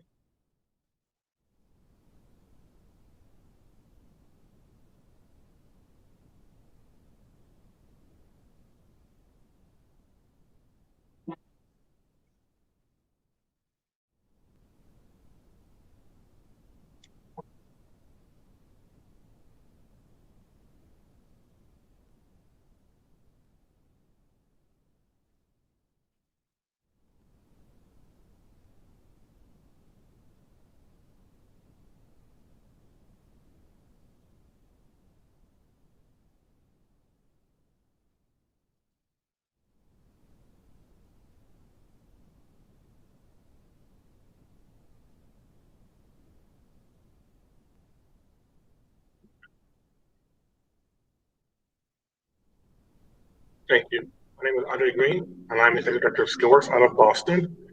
And in Boston, we take very big pride in SkillWorks. You know, one of the earliest vendor collaboratives take pride in being very data driven, and as such, we think about racial equity and workforce equity in terms of outcomes. We are serious about our vision of workforce development being a tool towards anti-poverty. And as such, we align our efforts towards really using workforce development to eliminate and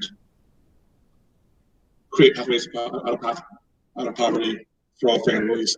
And we will know we have achieved equity when we see equal outcomes for regardless of their racial background. This is important in Boston because, next slide, in Boston, what we find is deep and long-standing racial inequities. For all of Boston's reputation as a beacon of progressive value, socialism, whatever you may call it, the reality is that Boston's got a history of deep racial inequity. You're the birthplace of the practice called redlining, which, for those of you who might be familiar with it, was the practice by which banks, guided by the Federal Reserve Bank, would literally draw lines through cities, covering the areas they would and would not provide mortgage guarantees to. And those lines were driven very deeply by racial dynamics of the city. So in some places where white families could get secured mortgages, that have to build equity, and Black families could not. And in a society where 40% of wealth was inherited, it should not surprise you then that after decades and generations of this kind of practice, what you find in Boston is that the average white resident has a net worth of $247,500, and the average Black resident has a net worth of $8. That is not a typo, that is not a mistake. It is the average Black family in Boston has a net worth of $8. So we knew going into this, and we had vigorous conversations and a very active board, that in Boston, our goals and our strategies had to be systems-based. So, next slide. We tackled our solutions very much in a blueprint with a very systems-based approach. We talked about sector-based workforce strategies. We talked about the importance of good union jobs and how we create systems and procedures that allow both for more union jobs and more diverse union jobs. And we talked about really how it is that we focus on system quality so that we're not just creating a workforce development system that we've seen for the last century that sees getting a job as a goal, but getting a job, a career, a pathway that needs to be out of poverty as the goal. And with that, I'm going to turn it over to Marie, who I believe is ready this time.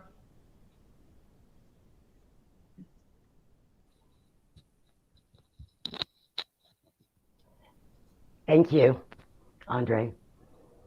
So I want to thank the National Fund, PolicyLink, JPMorgan Chase for the opportunity to be part of this critical and really timely work.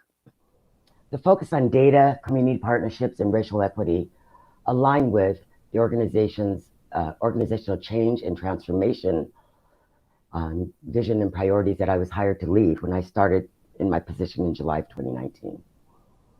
Well, no one anticipated the onset of this global pandemic and the fallout. The partnership we had really provided us with a powerful platform on which to embed our regional economic recovery plan. We built on the initial data and the equity work group and broadened and deepened our stakeholder and partnership engagement and expanded our efforts to really create a shared regional workforce economic recovery blueprint. The disproportionate economic fallout from the pandemic, obviously on Black, Indigenous, Latinx, Asian Pacific Islanders, and other people of color, including immigrants and refugees, really revealed the labor market inequities that have been longstanding. And while these inequities have been deeply rooted, we know that too often the structural and systemic issues that created them and sustained them are ignored. So the convergence of the pandemic and this America's racial reckoning has created an opportunity. It's brought the conversation of race and acknowledgement of structural racism and equity to the forefront. And I know this isn't a local phenomenon, local issue, but I think it's important, especially in Seattle and King County, which has long proclaimed its commitment to racial equity and inclusion, that we continue to see disparities widen. So my hope is that this is a clarion call for our region to address those longstanding racial inequities and systemic change that's needed to really achieve an equitable and inclusive economic recovery with job quality and shared prosperity. Next slide, please. So the strategies I'm going to highlight today really prioritize amplifying the voices of workers, of the BIPOC and immigrant communities in both designing programs, but leading kind of those policies and advocacy efforts. Our goal is to really build this meaningful and sustainable community power and influence. In doing that, the first kind of focus is to invest in and support kind of BIPOC community-led research, policy, and strategy development, and work in collaboration with policymakers, industry leaders, and others in our workforce system to really drive towards this equitable development. The second strategy is to convene a BIPOC IT leadership summit to form a partnership and ground kind of advance racial equity in the information technology sectoral strategy and partnerships. This work really will be recognizes that, as you've heard in the data, IT has been a driver to our great prosperity, but it's also been a significant driver of widening inequality. Thank you.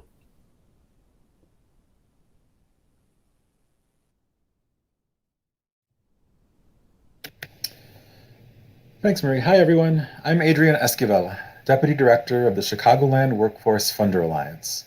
We are Chicagoland's affiliate of the National Fund for Workforce Solutions housed at our region's community foundation, the Chicago Community Trust. The data presented nationally, as well as in our region, adds specificity to a lot of what is already known. Generations of systemic and structural racism cause large disparities in our labor market and level a crushing toll on our communities. As we set off with our equity working group, we established a shared definition of workforce equity, there it is, which you'll see here. I want to draw special attention to our final statement, which reflects our belief that what is needed are systemic solutions to inequity not more programs and initiatives. This work also highlights some of the early analysis of the pandemic's effects on workers and workers of color. Where job demand has begun to recover, the report shows that unemployment remains elevated among Black and Latinx workers relative to their white counterparts. And I guess that's a good segue into explaining a little bit of how our work groups charge and work changed during the pandemic. Our initial process, pre-COVID, was focused on creating specific and detailed strategies. Like so many others have been forced to do, COVID required us too to pivot. As we dealt with the raging pandemic and increased publicity of racial inequities across the country, other time-sensitive efforts were brought to the forefront. Various stakeholders in workforce development, education, public health, and government convened to determine urgent responses to the pandemic and the need for its subsequent equitable economic recovery. These convenings and tables also began to set strategies that focused on a wide range of topics, including workforce development. As a result, we slightly pivoted the strategy section of this report to outline a blueprint for equity that could serve to guide the various recovery task forces in the region.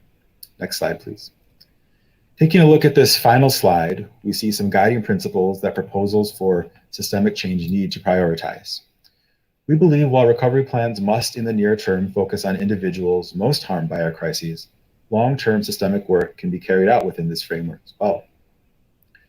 While we will continue to promote bread and butter sector-based strategies that center employers as critical for changing the quality of jobs, we believe it is also important to center workers as a key constituent in efforts to create real workforce equity and close the workforce equity gaps this report details.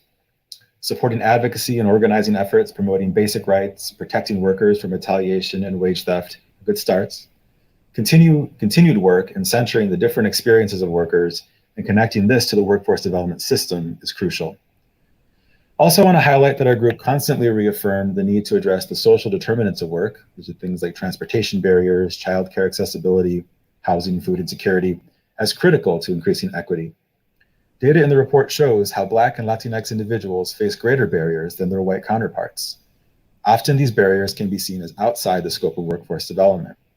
As a field, we've often bought into the pervasive narrative that to solve inequity, we must simply close the skills gap. We acknowledge the importance of skill development, but believe quality jobs are not always tied to skill attainment. Workers' ability to raise the quality of jobs, employers' responsiveness to this engagement, and workers' ability to get to the job and have reliable and safe childcare must be addressed in all areas if we truly want to create workforce equity. Our group calls on practitioners to keep these themes in mind as we work to create permanent systemic change in our region and country. I'm going to turn it over now to my friend Rob in Oakland.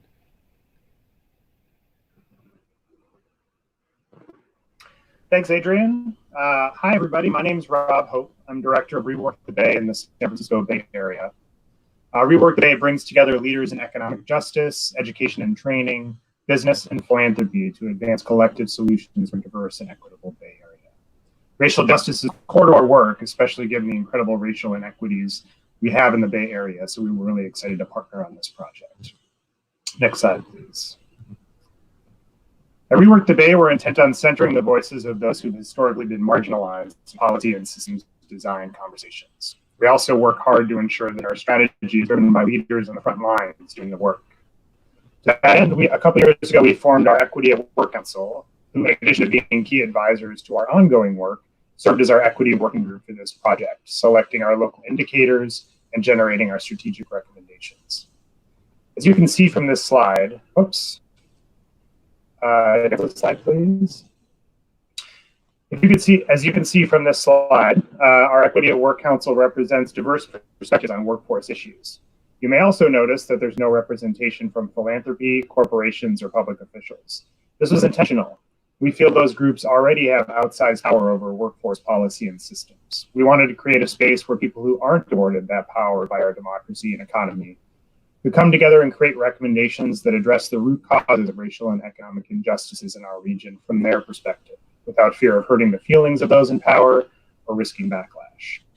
Next slide, please. And I'm really excited about what came out of the process. You can see the strategic recommendations at the bottom of this slide, and of course you have to read the full report to get all the details, which I encourage you to do. But I want to lift up a few themes today that emerged from how the group approached both selecting indicators and crafting recommendations. First, They reframed what indicators and strategies are considered workforce related. In the early and mid-20th century, workforce policy used to be much broader. In addition to education and training, it included things like worker protections and safety net supports.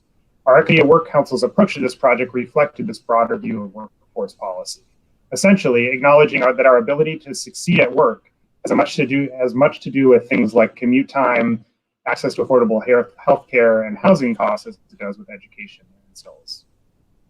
Secondly, they focus largely on structural and systemic solutions rather than individual programmatic ones. Much of workforce development policy focuses on helping individual people grow and change to be more marketable and better meet employer needs. While this is an important part of the equation, of course, focusing too heavily on fixing workers misses the many structural ways that our economic system and labor market make prosperity elusive for people of color, even those with advanced degrees and years of experience. Our country spent millions of dollars and many decades trying to increase economic mobility for people struggling to make ends meet through education and training alone, while income inequality has gotten worse, not better. Without addressing the root causes of these structural and systemic inequities, we can't expect to see different things in the future.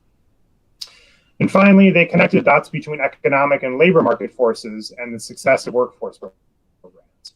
The group, including our public and community-based workforce development leaders, lifted up the unequal power dynamic between employers and workers. They suggested that this dynamic is replicated by a similar power imbalance between employers and workforce providers, and identified it as a central obstacle to achieving scalable workforce outcomes, particularly due to the impact it has on job quality in our region. Because as the number of quality jobs diminishes in our communities, the competition for them increases, often putting workforce program participants at the end of a longer and longer line. Fighting over fewer and fewer jobs is a losing proposition. The group said it's time for workforce development to start pushing back and taking an active role in increasing the quality of available jobs.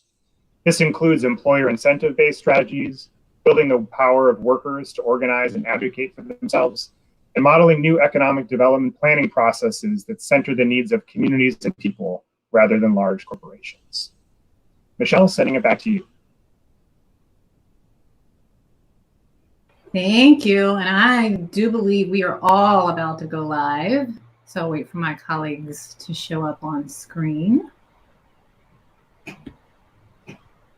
And while we're doing that, just want to do some level setting around this project for folks who are joining us out in virtual land. We started this project with the 5 communities here and knew and expected that each one would come to the work at different points in the equity space or on the equity continuum. And it was important that we honor that. It was important for each community to have a high degree of ownership in all aspects of the project. And I believe that when you listen to them, and as you've heard them speak about this today, that you'll hear that as we dig into the strategy discussion. So I see my colleagues are all on the screen. Hi, everybody. How's everybody doing? Yeah, ready to go? All right, okay. Okay, so let's dig in. I want to talk a little more about the equity work groups and share, if you can share with the audience, because I think folks who are interested in doing equity work on this level and at a systems level and working with communities, it's important in this space if we can give them some idea of what that process was like for you. And it was different for each one of you, right? Because it's highly contextualized to your communities. So I want to know if we, like you guys to dig in, you guys can jump in whenever you want to. If you can talk about the group composition, Rob, you did that a bit, and the difference you believe it made to the work, right? So I'll just kick it off to you, Rob, since you were the last one, and you talked about you were intentional about who made it onto your equity work groups and why. Could you say more about the impact or the difference that made for you? Sure, thanks, Michelle. So like I said, we really focused on centering the voices of people who are typically not included in policy and system design conversations. So in addition to the sort of stakeholder groups that I reflected on my slide, we also were really intentional around racial and ethnic representation, gender identity representation, and also, where applicable, sector representation. So our partners that are focused on working with specific sectors in our economy were really oriented around those sectors that don't tend to get recognized by workforce initiatives. So that included domestic workers, janitors, retail and hospitality workers. And as Angela Glover Blackwell said at the beginning, there's a lot about really focusing on the people who have experienced the worst of the racial inequities in our region and centering their voices and ideas for how to make things better. What about you, Andy? I mean, because the way you guys, you took a different approach where you did bring funders into your equity work group. Can you talk a little bit about the structure of your equity work group and what was important? Can't hear you. Are you on mute? That darn mute button. So Pathways to Work had a multi-sector advisory group already in place that essentially became our equity working group. So we had members from the business community as well as education, workforce, civic, and the public sector, including the City of Dallas and our Public Workforce Board. But even as we began the process, we realized that there were some missing pieces that we needed to add to the committee. One of the first groups that I reached out to were community-based nonprofits that I knew of that were very connected to communities of color. That was definitely a spot that was missing. Because as we kind of look back at our definition of equity, one of the main tenets of that equity definition was to center the community, center our strategies on the communities of color. So we wanted to make sure that we had strong connections to those communities.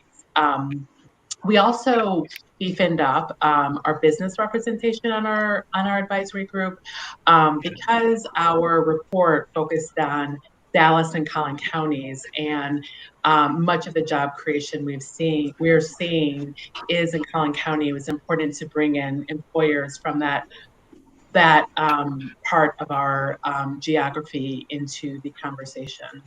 Two other groups that were really important to us were the homelessness community, because they also were on their equity journey as well in looking at equity issues as related to homelessness and finding, even that, people of color, particularly Black residents, were making up the majority of the homeless population. And so there was a lot that they were doing that we could learn from, and we wanted to bring them, we wanted to make sure that our efforts around equity were aligned. We also felt it was very important, I mentioned this in my opening remarks, to engage and make sure that we were pulling in the organization Dallas Truth, Racial Healing and Transformation, because of all the work that they were doing on Dallas's racial history and narrative change was really key to us. Because, as we began looking at the data, we realized, and I can go more into this later, that narrative change was going to be key to our report. It was going to really separate it from a lot of other ways. So it was important to include them as well. So our equity work group started as a local workforce development board. We have kind of that labor business composition of the board. So we started with some of our labor reps and business reps, but also brought in community stakeholders that have been part of advocating for the changes and transformation of the organization I work for. So, and we also brought in some system partners. But once COVID, kind of the onset of COVID, we really did expand greatly the work that we did, and we worked with reached out to coalitions representing various Black, Indigenous, different communities, and also really working with kind of different communities within immigrant and refugee workers, representing refugee workers, as well as some of the unions and industries in the most impacted industries. So I think that we saw it as an opportunity to really expand on and make this a regional plan, but also because everybody wanted to focus on racial equity, we heard from our BIPOC community leaders that they were getting fatigued. They were being asked by everybody separately to come to their tables with the same questions, and everybody separately was launching their own initiatives. And that really was one of the drivers that led to our recommendation to create this BIPOC policy and research that would then be a hub to inform, policymakers and industry as collectively. Okay, thank you for that. Another area that I want to dive into is around how you actually went about the work and really identifying elements of this work. So we're talking about advancing workforce equity, and we have some questions coming in for folks who we'll get to later about that. And do a deeper dive on that. But for you all, and I'll start with you, Adrian. Like, what do you see as the key elements of this work? As you guys went through this process. I'm sorry, Michelle, you just cut out there at the end. Can you? I said asking you to identify key elements of this work. So when we talk about advancing workforce equity, what were some of the key elements from your perspective with regards to this work? Yeah, I think two of the ones that we really wanted to highlight as centering, so our equity work group came to wanted to talk a lot about the social determinants of work, as well as the importance of centering workers and connecting the elements of worker rights to the workforce development system. So the social determinants of work, like I alluded to, of transportation, childcare, et cetera, as being kind of common barriers that come up when we talk to people across the field and who are being impacted as well. So I think that's something that we want to be more intentional about linking. So we've thought about the importance of increasing navigation to understanding the different support services that somebody can do, but then also just understanding that we can't keep moving that to another priority table. That needs to continue to be centered as far as something that's going to help drive equity in workforce development. And then that relates in some ways to centering workers and centering humans and their experiences and their within the workforce and their ability to be advocates for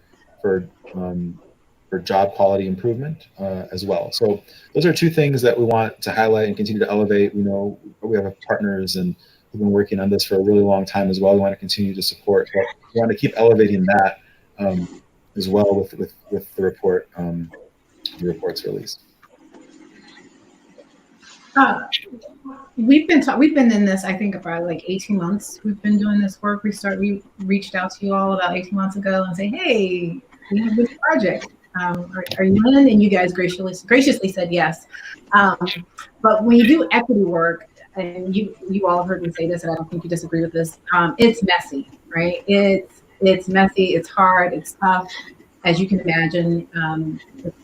And the joke that I like to tell is that if you are doing equity, if you're out in that space doing equity work and it's neat and tidy, I would just borrow from Chief Sweat and say something just ain't right? Like, because it's messy work. So I think that's the, we want to not dive into it for that reason, but I digress. My question for you all is really want you to talk about some of the tension points you encountered, that we've all encountered, but some tension points from your perspective around doing work, because I think it's important for people out in virtual land to hear what popped up, what showed up for you, and how you negotiated those tension points. So who wants to jump in first on that one?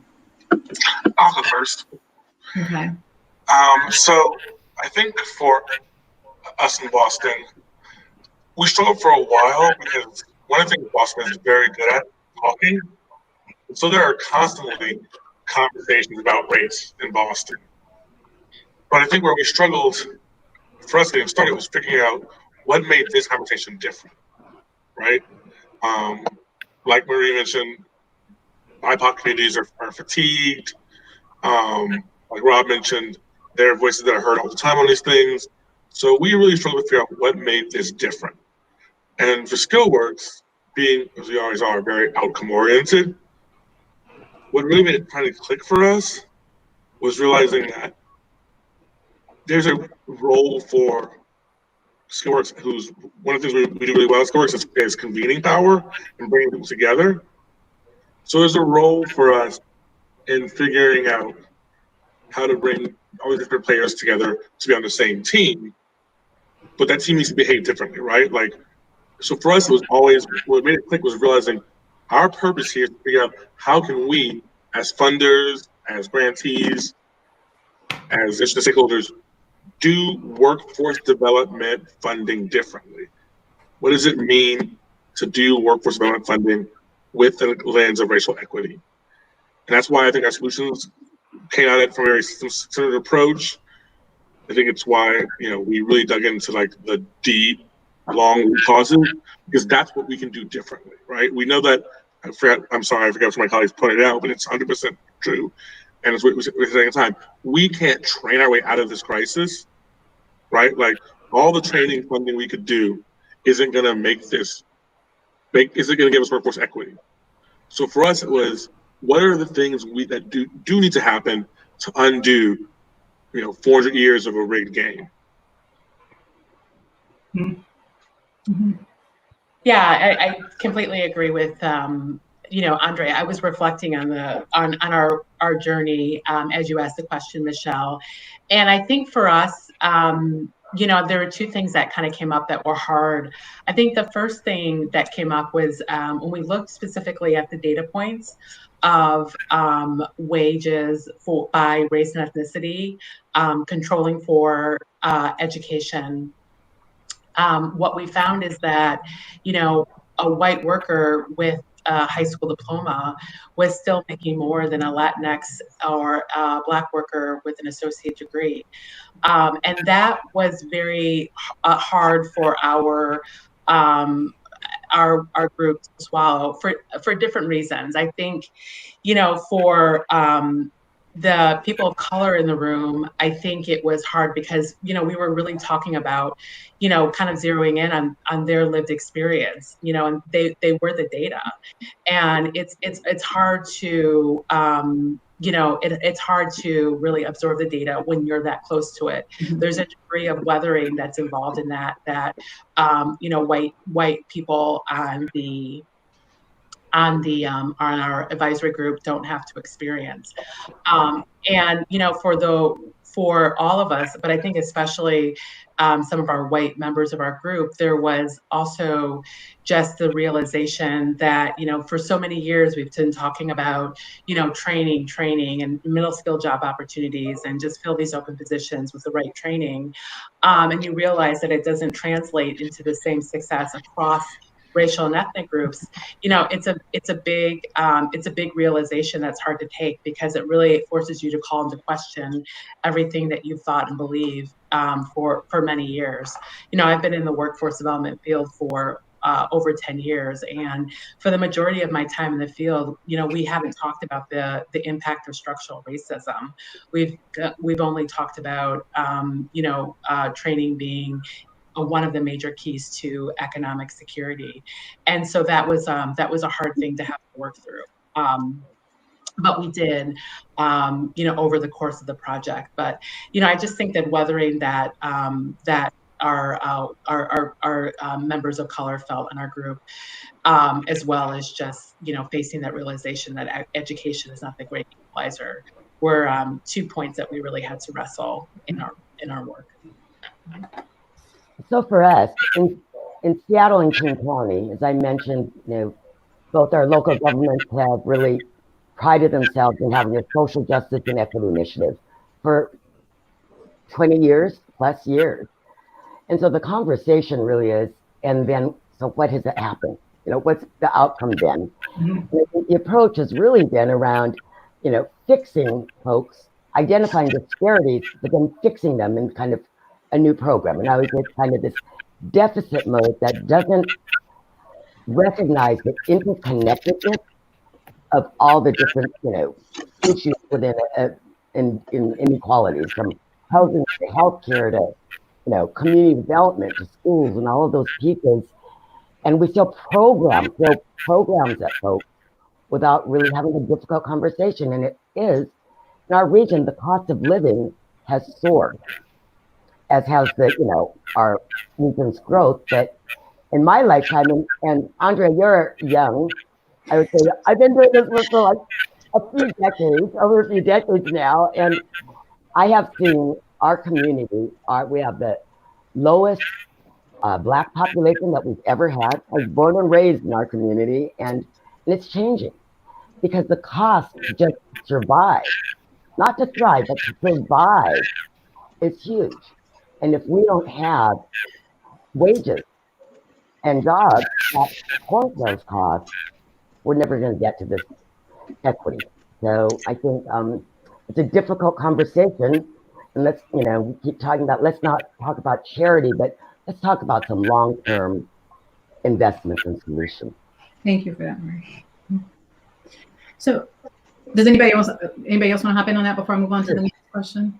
Yeah, I'll add, I really agree with a lot of the stuff that other people have said as well, and appreciate kind of the normalizing of the difficulty in this. I think historically, when we've been trying to work on this, and historically with even in the past several years, a lot of conversations around equity have been with current kind of power holders' terms being the ones that kind of run the room and run the table. And I think in attempts to try and actually center communities that have been most impacted, there's just a natural tension that rises when there's not going to be a neat and tidy end to the way that goes. So, and I also just want to appreciate Andy's comment on the toll that the data can play on, especially people from our BIPOC communities as well, and also the impact of talking about issues that people have been bringing up for years and been dismissed, and then to not have them be front and center, yes, is great, but also is can be exhausting for some of the people. And I think some of the people in our work have communicated that with that. So I just appreciate being able to talk about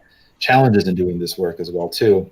And then finally, I think as we've been having the conversation around equity and been having meetings that have been happening, there can be a tendency to say, how is this different? And how proposals and strategies that are going to come out of this report going to be different than before? And I think that's a little bit of how our group decided to say, we want to put some guideposts up that say these are important things, and make sure we're plugging into tables that exist in our community as well, so that we're helping to add to the conversation and not just in that type of way versus just adding new points.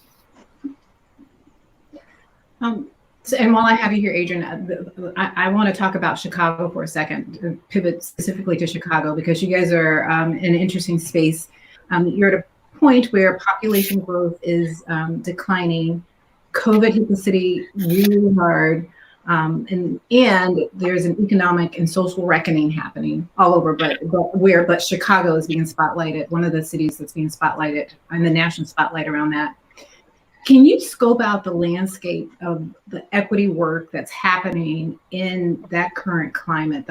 This is a two-part question, so that's part one. And two, my follow-up question to that is, how does this report fit into that equity frame? Mm-hmm.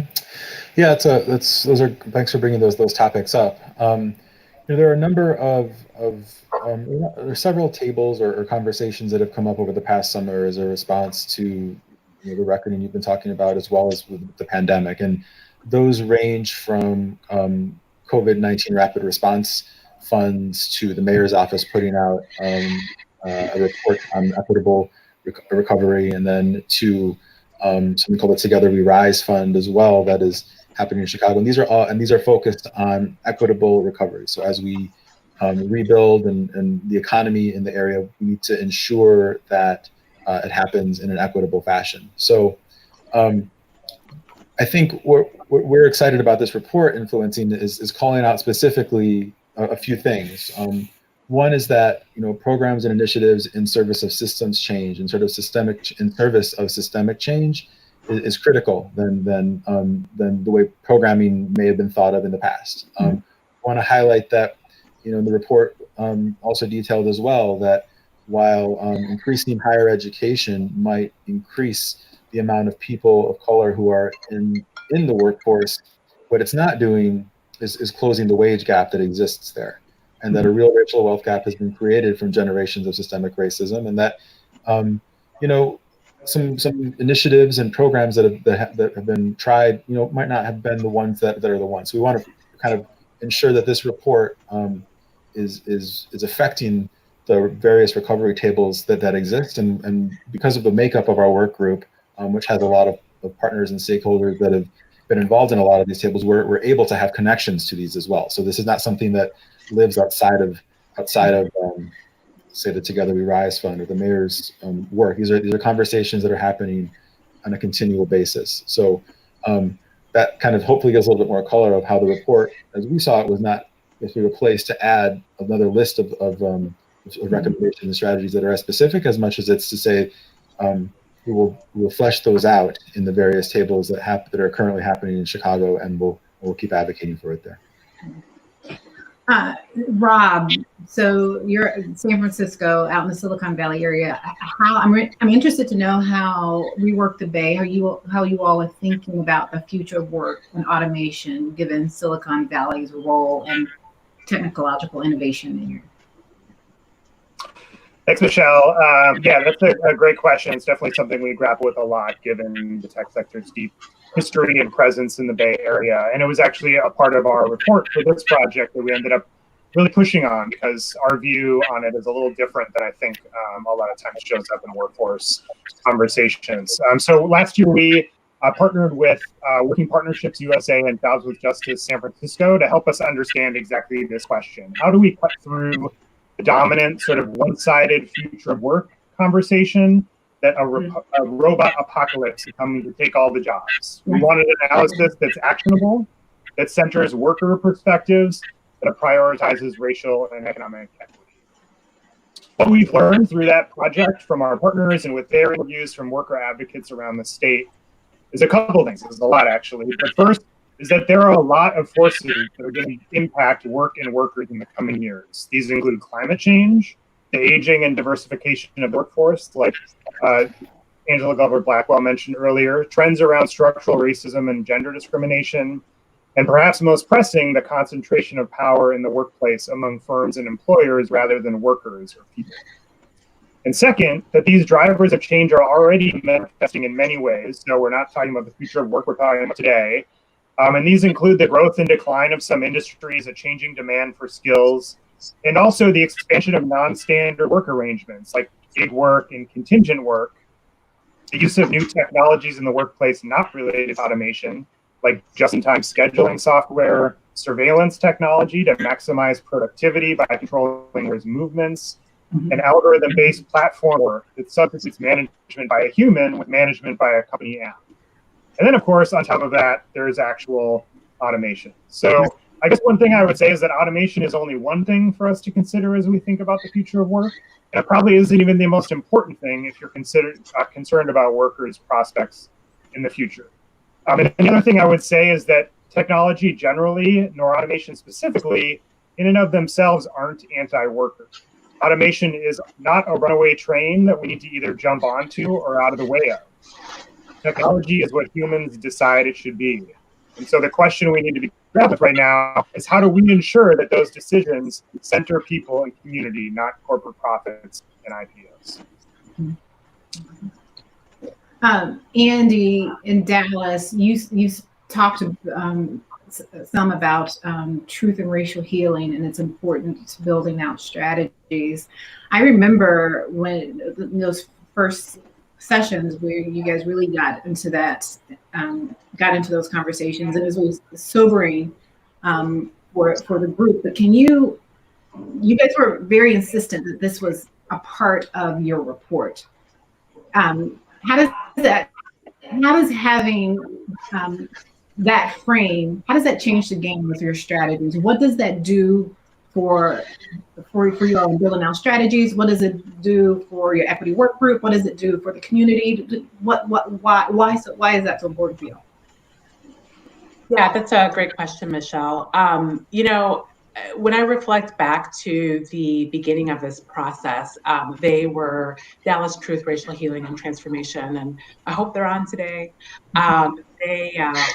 I knew that organization was one of the first calls I needed to make at the beginning of this process. For two reasons. I think one, because of the tremendous work they were doing around piecing together Dallas's racial history and calling into attention not only moments but places in Dallas that really showed how Dallas was built on stolen land and with stolen labor.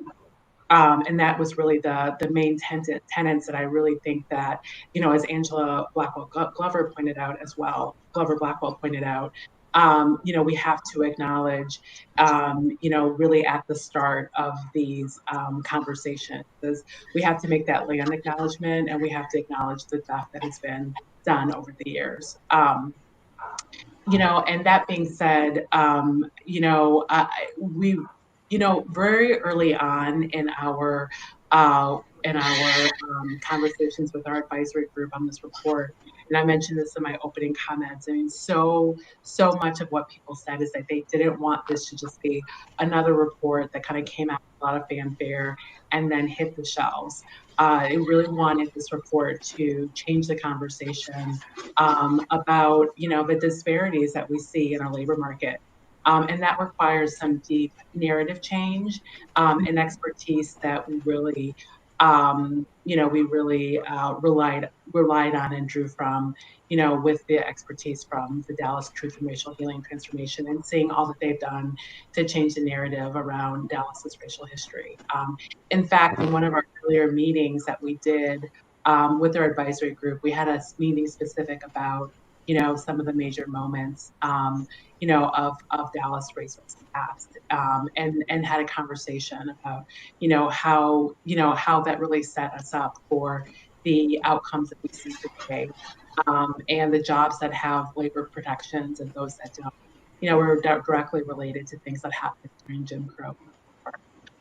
So I think it's important in this work not only to bring in the workforce development expertise and the expertise around supportive services, but really around racism and its impacts and the history of it, and that the expertise around narrative change is equally as important, because, again, reflecting on what Angela Glover Blackwell said, that it has to be enough of us. Enough of us comes from really getting enough people to buy into a new narrative of, and not really even a new narrative, another narrative in our labor market about,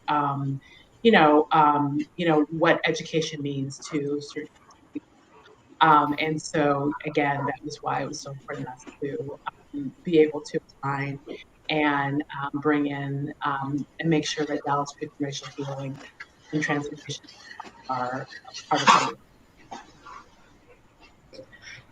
So I want to pivot a little bit as we move towards the Q&A section, but I want to pivot a little bit and ask you guys to speak to Virtual Land about what it takes to do this work. What advice would you give or feedback or food for thought that you would give to communities interested in doing this kind of work, or if they already have these equity tables going on around workforce equity? Just what would you say from your experience? And some of you, again, as I said earlier, have been in this, use this particular opportunity to enhance or to feed into what you're already doing.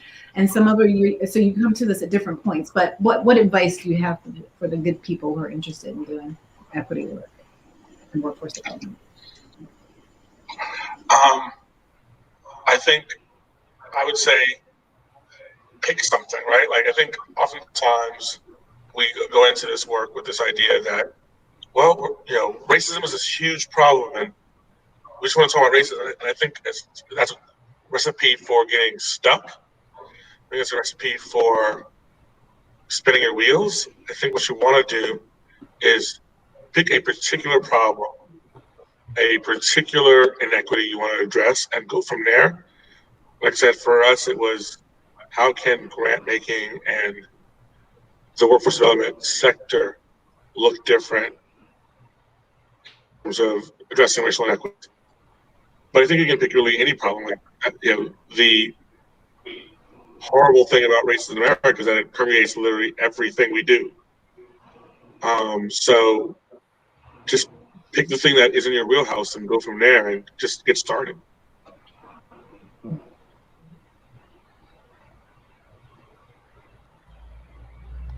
I think for me, one of the things that I would I would advise is to, one of the things I thought that was most important, and again, thinking about the curb cut effect, and that I just seminal essay by Angela Glover-Backwell, is to make sure that our equity working group really understood that equity is for everyone, and that equity works in their lives every day. And in one of our meetings, I told the story about my phone, and I lost the ability to use the home button.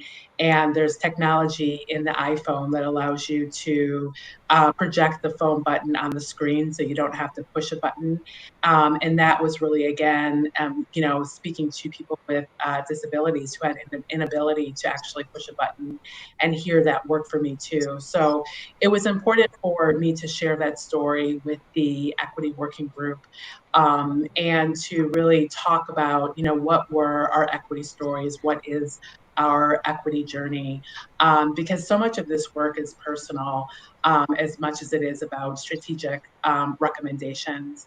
So it's important to, bring that into the forefront, and make sure that people really understand the basic definitions of equity versus equality. What do we mean by that? And to have that level set in place at the start of the process is particularly.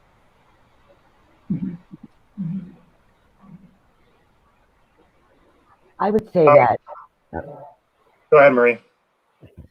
I would say that it really takes time, and it's really putting in more time in the relationships.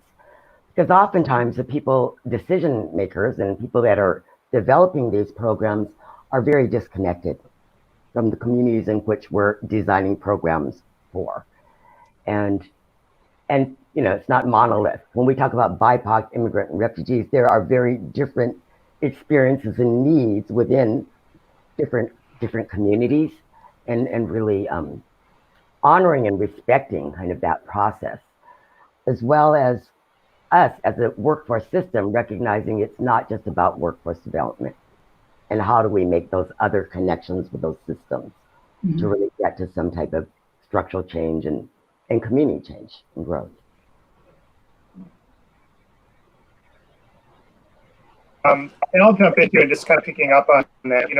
We really believe that workforce development, worker organizers, advocates in particular have a lot to gain from collaborating on policy and systems change.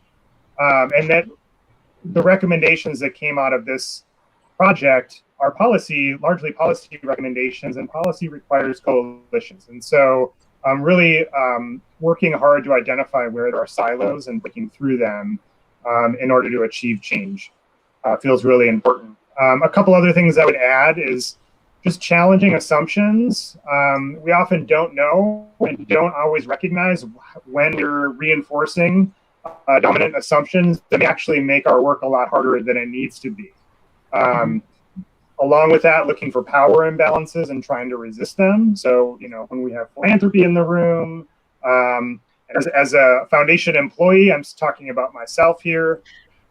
It can be really hard to maintain sight of how power is showing up in regional equity work in particular, like it is with all philanthropy work. So keep an eye out for those power imbalances. Don't take it personally, and just try to work through them. And then lastly, I would say, as a colleague of mine at the San Francisco Foundation said yesterday, complicate the conversation.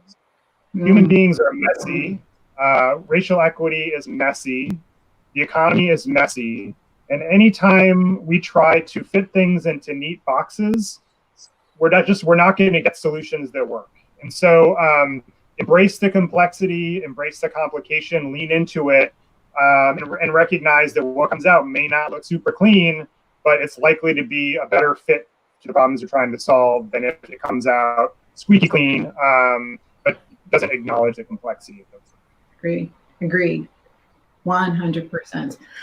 So I'm going to hop into the Q&A. We've got lots of good questions here. Rob, while I have you here, there was a question about what does it mean to prioritize people over profit? What does that look like for Rework the Bay? Yeah, great question. So, for us, it all starts with who we feel like we're trying to support in our work. I come from community-based workforce development, where my experience was that, generally speaking, we worked really hard to understand what employers wanted, what employers said that they need, and then do whatever we could to help workers become that thing that employers want. At Rework the Bay, we really have come to this place where for us it's about centering workers and really centering people. People can become what employers need, and as we think about doing that, it needs to be done in a way that we center what people also want in their lives. And so things like agency, for example, the ability to control your life, that's something that is academically shown to be a really key component of psychological well-being. And yet in workforce development, we hardly ever talk about agency, something that we're trying to accomplish through our programs or through our policies. And I would argue that part of that is because agency is hard to measure, right? And we haven't invested resources in trying to measure when somebody feels agency and when they don't. I would also argue that we don't try to achieve agency because it can sometimes be perceived as threatening by employers. And again, as I said earlier, employers hold a lot of power in our workforce systems. And if something feels threatening to them, we oftentimes don't. We sort of shy away from talking about it explicitly. So I guess for me, centering workers just means like centering people and the complexity of people and what humanity actually is looking for in work, and letting that drive our approach to everything we do. Hear, hear. Our next question for the group. Let's see. Employers play a big role in achieving workforce equity and creating more good jobs. How are you sharing the data in a simple way to get them to act? And a part two of this is, how are they reacting to the strategies?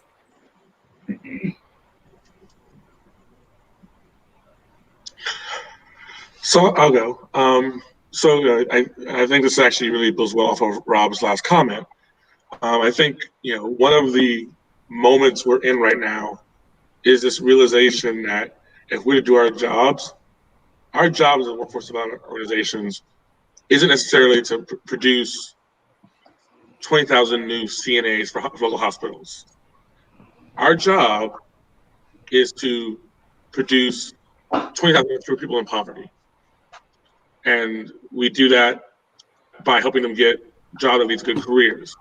So one of the things we've been doing is really talking about how it is that not only, this is something we've done historically and we're really refocusing on it now, not only are we trying to help job seekers be better job seekers, but we are consciously working with interested employers to talk about how are you a better employer? Like, how do you hire better and how do you retain better? In Boston, that question is fraught with layers because we're the world's largest college town, right? So like universities and Greater Boston are big business, and they come in various tiers, right?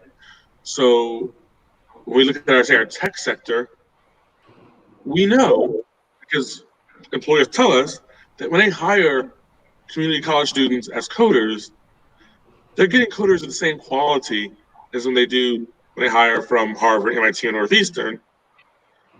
They just don't know how to, what they tell us is, we don't know how to find them. And our answer is, they're literally all around you. You're just not looking in the right places. So our job is to help them look in the right places and help them look with the right tools. So that it's less about, oh, you went to X university, oh, you know the existing power structures, which we know as long as we're doing through network-based hiring, our hiring is going to skew towards privileged people of the dominant culture. And helping them figure out, well, what are the actual skills you need in a coder? And if you can tell us what those are in concrete terms, we can help you find the people who have them, no matter where they are. Right. So with the report, or the information, the data intelligence that has been gathered as a part of this report, how are you making that available to the employees? In addition, I hear what you're saying, but how are you making that available to employers? I know, Andy, I do believe you guys brought employers onto your equity work group at one point early on. So you wanted them in at the beginning stages to dig into the data, but Yeah. Yeah, we had several employers on our equity working group. And we actually even had a smaller subgroup that helped us begin to generate ideas around our recommendations, and employers were around that table as well. I think that part of the way that we've organized our strategies is we've really called out practical steps that employers can take to implement each of one of our recommendations. And one of our top line recommendations is around job quality. And it really is based on our experience that our Workforce Funding Collaborative has had in the job quality space, specifically in healthcare. Where we've worked hand in hand with local employers on how to look at their entry level healthcare positions and the ways in which they could pilot strategies to make those jobs better and help people succeed in those jobs and stay in them and move up to progressive levels of employment. So that kind of experience helped inform our job quality recommendations.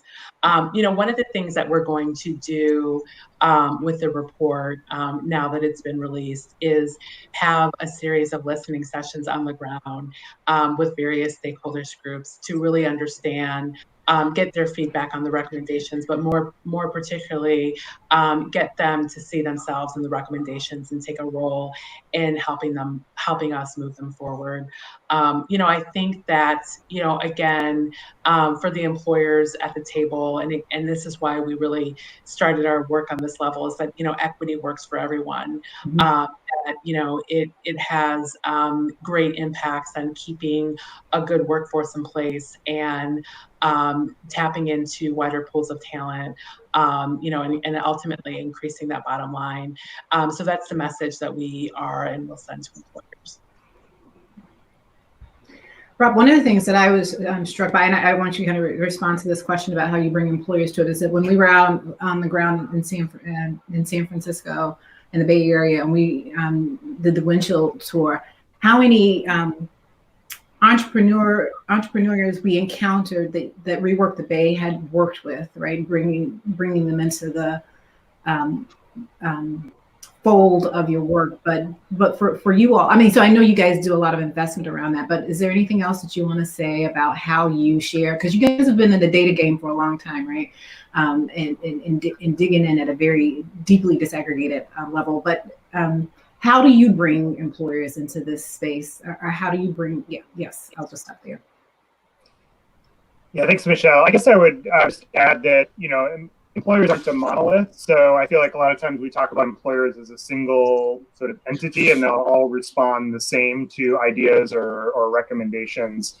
And one of the big learnings from our work is just how critical the small business community is as a partner in this work. And in the Bay Area, one thing we've seen is how small businesses and entrepreneurs are much more responsive and recognize the importance of existing in a healthy local economy to their bottom line. So if the workers who are working for them are also their customers, and they're customers of other entrepreneurs and small businesses in their community, if those folks are struggling, if they have no disposable income, if all of their money goes to utilities, then that's going to make it hard for other small businesses or themselves to be successful. And so I would just say that I think we're really focused on identifying those small business leaders who are recognize why it's important for workers to thrive, and partnering with them on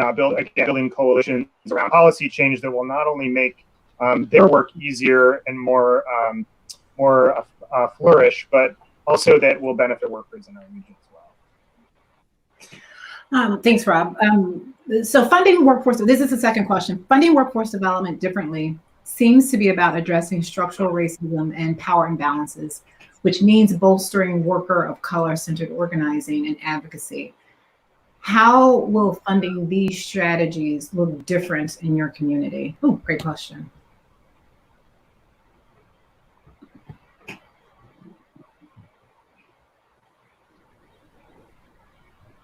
I would say that, and that's really kind of one of our primary strategies, but it's really not just workforce development funding them. we're really looking to bring on kind of more broadly a partnership of both the public policymakers, but also private sector and other stakeholders to fund this work collectively. So it's not one-offs, and it's not about our program, and it's going to take courage, and it's something that is, the commitments aren't there yet, but I think there's a movement happening, and there's an opportunity for workers and people of, BIPOC communities to really advocate and push for this, especially now when they're being asked to come to these tables and asked to participate. Yeah, I can add in Chicago area, we're interested in continuing to support something called Raise the Floor Alliance, which is a group of worker centers as well. And we see that as a critical piece of the puzzle, and also making sure that we connect and start to connect worker centers and people who work at the kind of the fringes of the economy within the workforce development system as well, because a lot of times they are the eyes and the ears of some of the actors who are performing kind of some of the worst practices that for some of our workers as well too, and that affects disproportionately workers of color as well. So I think just to build a little bit on what Rob was saying, that continuing to center people and workers in these conversations should not necessarily be seen as a scary thing, but rather as an important and as a critical thing. And I think just wanted to touch on something from the previous question, because it kind of connects as well, is that by having data in this report, by having the need for racial equity in our mission statement in the Funder Alliance, that allows us to be open and transparent with a lot of the conversations we have with employers generally and with other stakeholders and partners as well.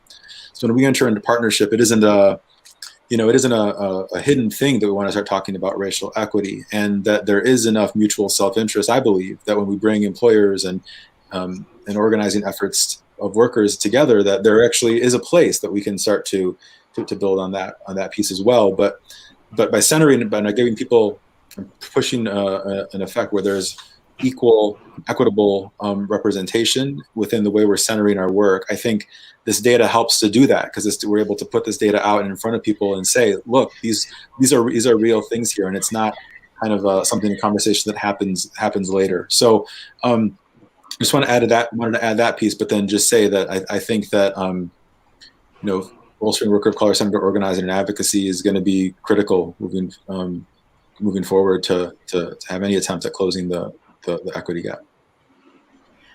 Follow-up question came in about who you all are working with. Are any of you working with labor unions? So we do, and we do it on a number of levels. We work both. We actually fund directly some union training programs that are aimed at diversifying the workforce. We entered a new partnership with the paramedics union in the city of Boston to fund advancement for their paramedics of color, and we work with SEIU and so later on actual direct training programs. We also work with the AFL-CIO in Massachusetts and some other organizations directly on advocacy.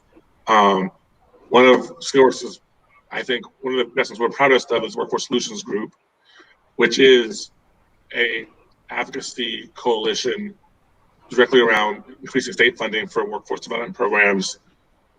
And that we're proud because that coalition includes, like I said, the AFL-CIO. It also includes Massachusetts Business Roundtable. So it really is, perhaps in a way that is rare, if not unique, certainly Massachusetts is not elsewhere, that we actually are bringing all the economic players together in pursuit of common purpose, because we do think that a good workforce development raises all boats. And I did want to touch on what that means as far as organizing communities of color. I think, at least from the SkillWorks perspective, we firmly believe that one of the things that we can do that a lot of funders can't do is fund advocacy. And like many other cities, our solutions are very systems and policy oriented. So taking this report out into the world and using it to make the case for the kind of advocacy, always government, but the kind of policy and systems advocacy we want to see is a key part of our strategy going forward. Because I think this report really makes the case that to get the outcomes we want, we really have to talk about policy in a way that we haven't before. My organization has not directly in the past, but one of the more successful sector strategies in our region that I've been involved in another work life, is really a construction partnership, a building trades partnership. And it's a regional approach that works to bring people of color and women into the construction trades, but as a collective, really working on both access, but also completion, and working in partnership with the apprenticeship programs and unions and the contractors to look at the environment, worksite environment, and really address some of the challenges that lead to some of the disparities in completion rates. But if you look at the populations going into those training programs and their outcomes in terms of wages, I would say it is one of the most successful workforce partnerships in our region. And as we look at kind of our opportunity sectors in the industries, both those that were impacted the hardest, the hospitality, retail workers, really trying to partner on ways to support those workers either in recovering or moving into other retraining into other fields. But so we work in some of the industries, not as many yet, but I think they're going to be key partners. They are key partners in this work. So another question that we have here, let's see, many of you have highlighted strategies that address the social determinants of work, transportation, housing, childcare, etc. COVID has heightened our awareness about the interdependencies with workforce development, while also exposing the silos that exist, which many of you have mentioned here earlier in our conversation. So the question here is what gives you hope that the silos can be broken and systematic change can be achieved? What gives you hope?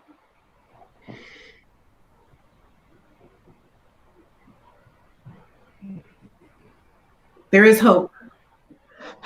I'll jump in, and I will say this harkens back to an earlier question, Michelle, that came into my mind, is that what were the tension points in our work? And it relates back to hope. And I remember in one particular meeting we had about talking about Dallas's racial history, there was a member of our working group who identified as white, was like, well, what can we do? What more can we do? How can we, really take this on? And the reality is that if we go through our history, there have been so many points in time where we have tackled seemingly intractable problems and have created spaces of justice and safety for our most marginalized. And, once again, we're called to do just that. And so I do think that there is a lot of hope in being able to break through silos, because the reality is that there have been a lot of points in our past where we've broken through silos and we can do it again. The forces of our labor market are going to call for it. As people enter the labor market and employers look for talent, more often than not, we're going to have to look towards multifaceted solutions that involve a lot of different silos, and we can do that. And it begins with the people that we've brought around the table. In all of our cities, our equity tables are multi-sector groups. We're pulling in a lot of stakeholders from groups that don't necessarily hang at the same table and do for this work. And I think through those building alliances and bridges, we have a good foundation to tackle these systemic silos. Yeah, I was going to say that I think it was Winston Churchill who said, Americans kind of want to do the right thing after they tried everything else. And I think that's kind of where we are right now. We tried everything else, and this year exposed what we're trying isn't working, right? I come back to childcare. If we've learned nothing else in 2020, it's that childcare is infrastructure. And I don't think anyone can avoid that relation now. So I think there's a will to do things differently there that didn't exist a year ago. And I think, as Andrea put it, when that will finally exists, we tackle systemic changes.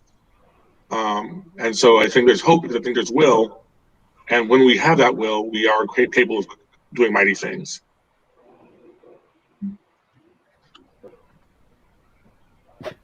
So I would say, we are even having struggles trying to have a workforce development system work collectively, breaking down some of the silos regionally. And that was, part of kind of the work that I was brought on to try and push for. And we're still struggling with that. But I think the only solution is really around bringing real community voices. And that's, the power of that community advocacy to push all of us from our institutional perspectives and funding perspectives to really push us to make those changes and look at the interconnectedness of those, different realms. And because it's a huge challenge. I'm hopeful in that the community is coming together to organize and they have a voice, strengthening their voice. Mm-hmm. Mm-hmm. I'll jump in quickly and just add that that I think a big cause for hope is just seeing workforce development as a sector, from practitioners to funders, really starting to look more at systems change. Workforce development has known forever that transportation is important, childcare is important, healthcare is important. We give bus passes, we give housing vouchers. But instead of just doing that, we're also starting to think about, what are the systems that underlie these challenges that our program participants have faced for so long? And how can we actually exert our power as a sector and actually step into our own agency, like we want our workers to be able to do, to have a voice to influence those systems that have a direct impact on the success of the folks who are coming through our programs.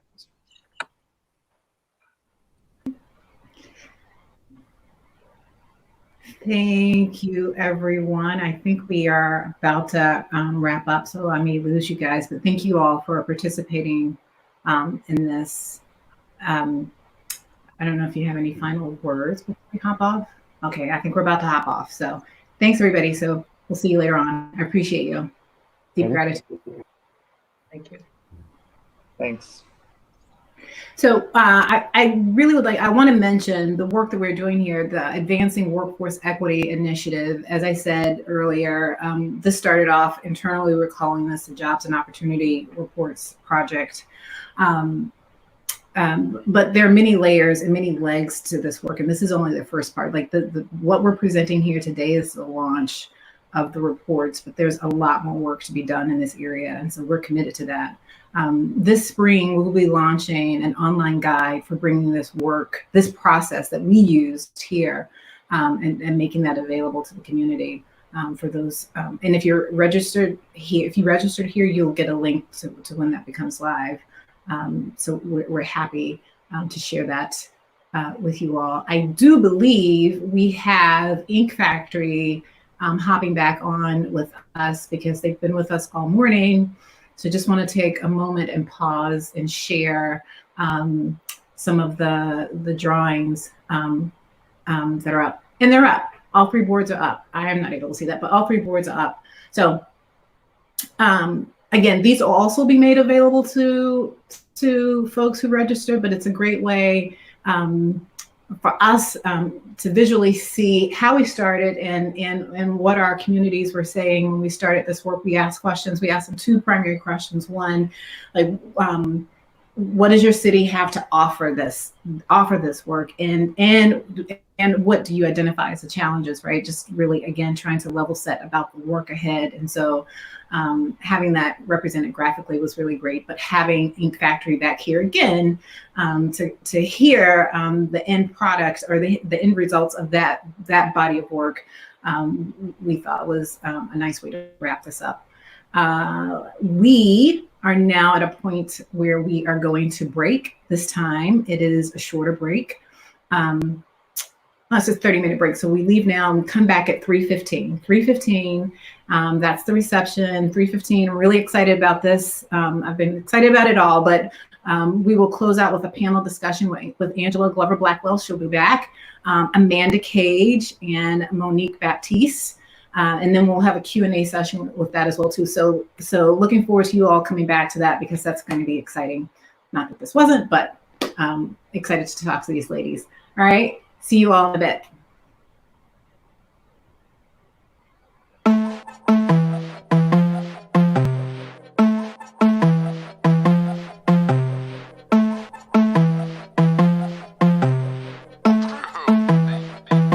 I wouldn't say we made it, but we made it through. We just had moves to make, and we made them do that. I wouldn't say we made it, but we made it through. We just had moves to make, and we made them do that. I wouldn't say we made it. We didn't make it up, we just made a way. We gon' take it up, we won't fade away. I got too many dreams, gotta stay awake. Ask me if I changed, yo, it's night and day. I told the backstabbers, put the knife away. I'm tryna get my family to a nicer place. Room for everybody, but no room for hate. Everybody eating off the nicest plate.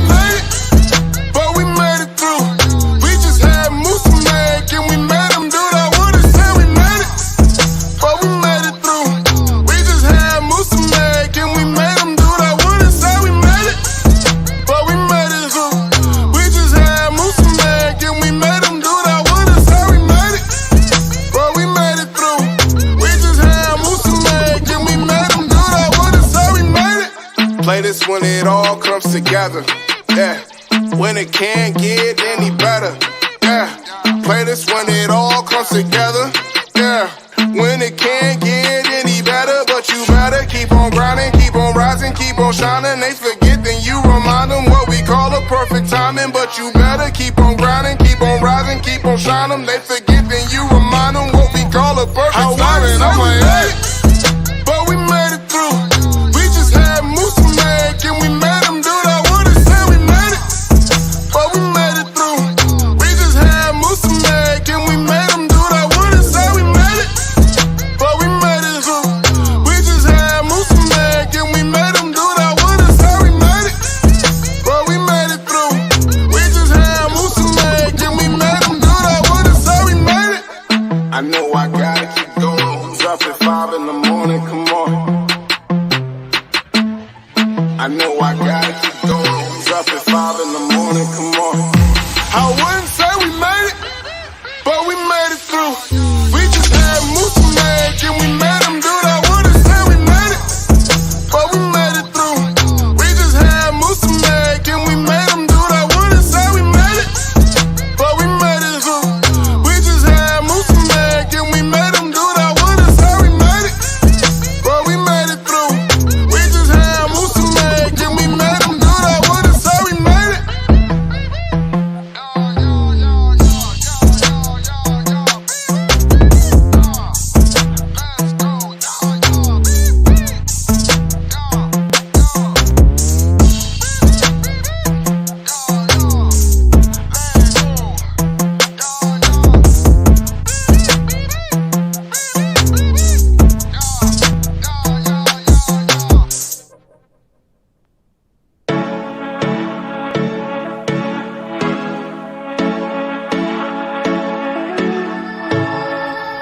Running our way to a better time. Sweet nostalgia gonna ease my mind. In the shadows, can you feel the light? Calling to you from the brighter side. Oh, the rain can't stay. When you feel like you're running in place, feel a shift in the sky, gon' change. Take me there to the good old days.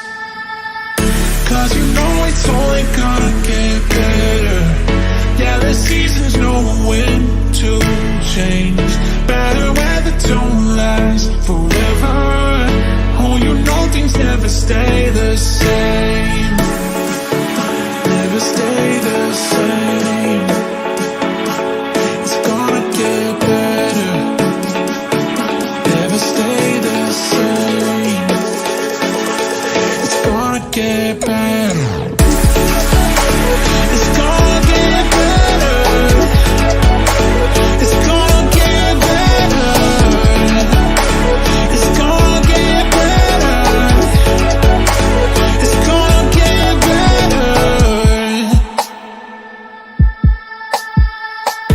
Easy to get caught up in the fight when you've been wrestling with the night, with troubles waiting there behind my eyes, evaporating with the new sunrise. Oh, the rain, no, the rain can't stay.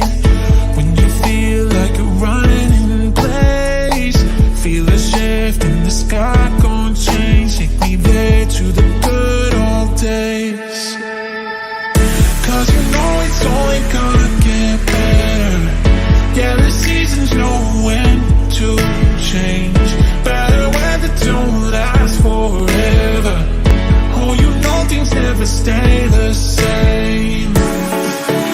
Never stay the same. It's gonna get better. Never stay the same. It's gonna get better. It's gonna get better. It's gonna get better. It's gonna get better.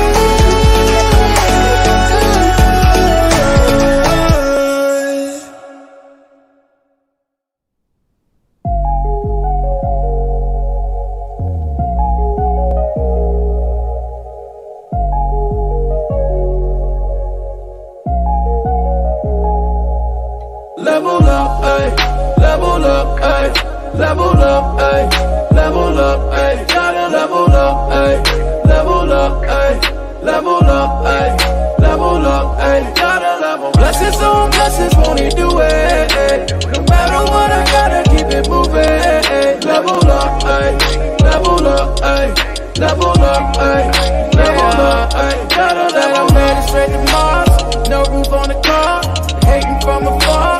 What you hating for? I be on my grind, that's a hundo. Yeah, you see me ballin', raise your rondo. Ay, ay, I ate the yellow bra.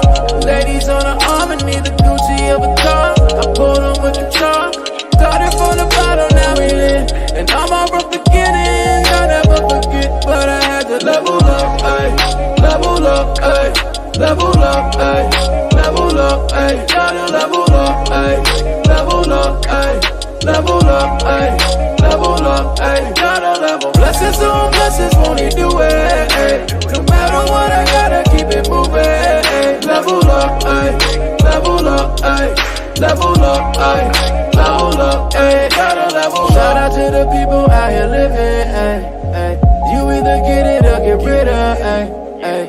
No bags back, you think I'm tripping, ayy. Look, you either get it or you get it, ayy. Look, long summers, asking for the winter. Skiing while we skiing, this shit ain't for beginners. Ay, the young boy, surrounded by some winners. I still keep it hood, coolin' with the TV dinner. Level up, ay, level up, ay, level up, ay, level up, ay, gotta level up, ay, level up, ay, level up, ay, level up, ay, gotta level. Blessings on blessings, won't he do it? Ay. No matter what, I gotta keep it moving. Ay. Level up, ay, level up, ay, level up, ay, level up, ay, gotta level up.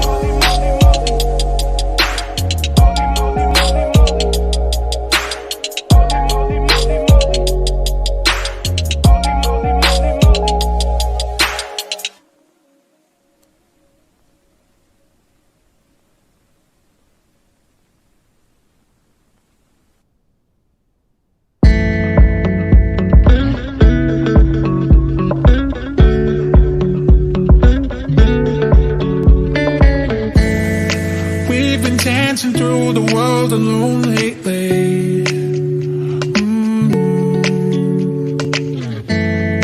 We've been trying just to make it through everything.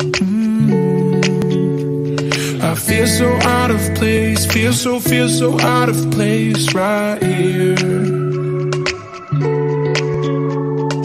I won't walk away, I won't walk away, don't fear.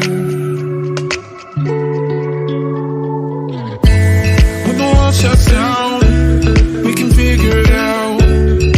Go on telling everybody that we'll stick around. In the longest night, I'll be by your side.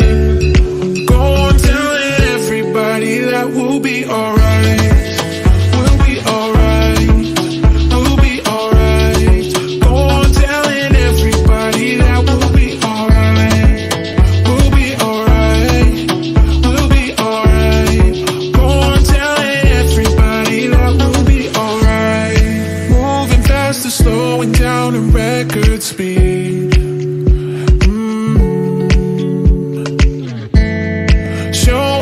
what matters when we're off our feet. I feel so out of place, feel so out of place right now. Gonna find a way, gonna find a way somehow. When the world shuts down, we can figure it out. Go on telling everybody that we'll stick around. In the longest night, I'll be by your side. Go on telling everybody that we'll be alright. We'll be alright. We'll be alright. Go on telling everybody that we'll be alright. We'll be alright. We'll be alright. Go on telling everybody that we'll be alright.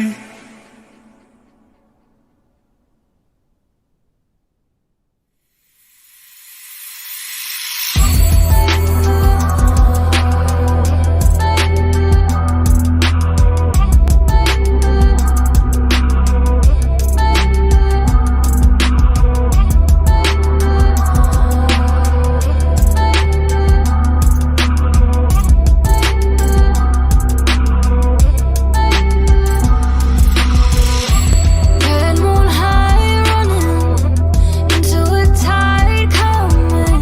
Show me what night is made of. Feel you above me. Look in your eyes, storming. Up in the sky, warning. We're gonna fly over. Here we go. We're gonna fly, going up.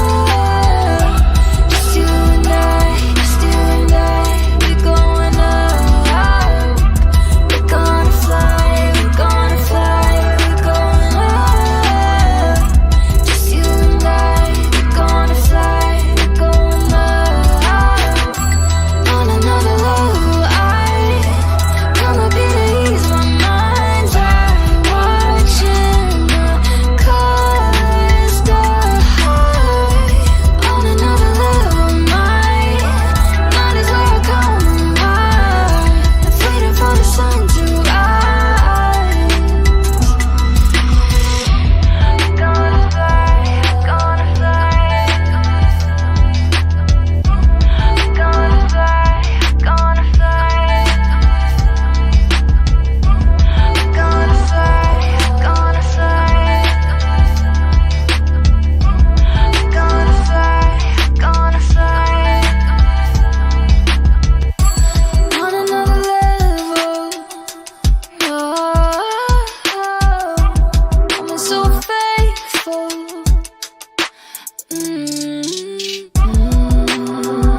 We're shining like diamonds in the light.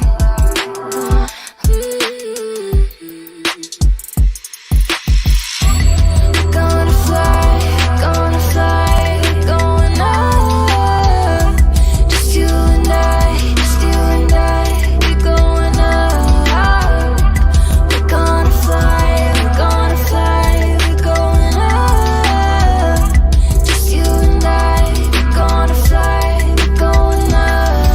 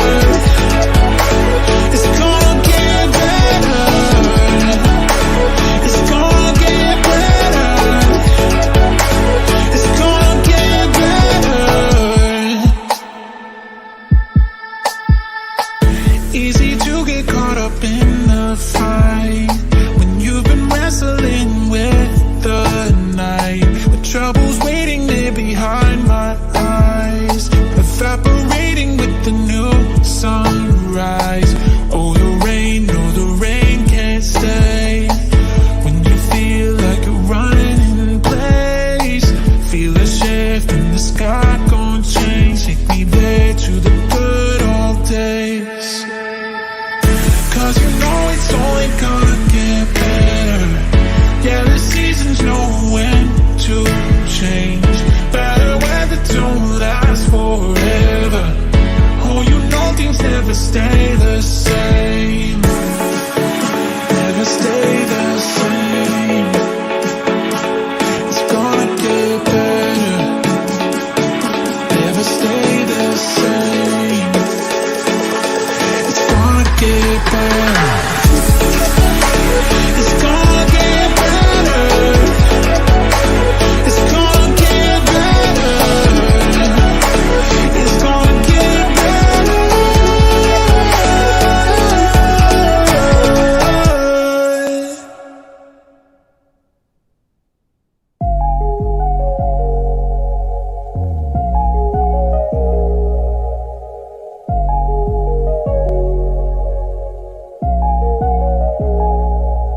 Level up, ayy, level up, ayy, level up, ayy, level up, ayy, gotta level up, ayy, level up, ayy, level up, ayy, level up, ayy, gotta level. Blessings on blessings, won't he do it? Ayy.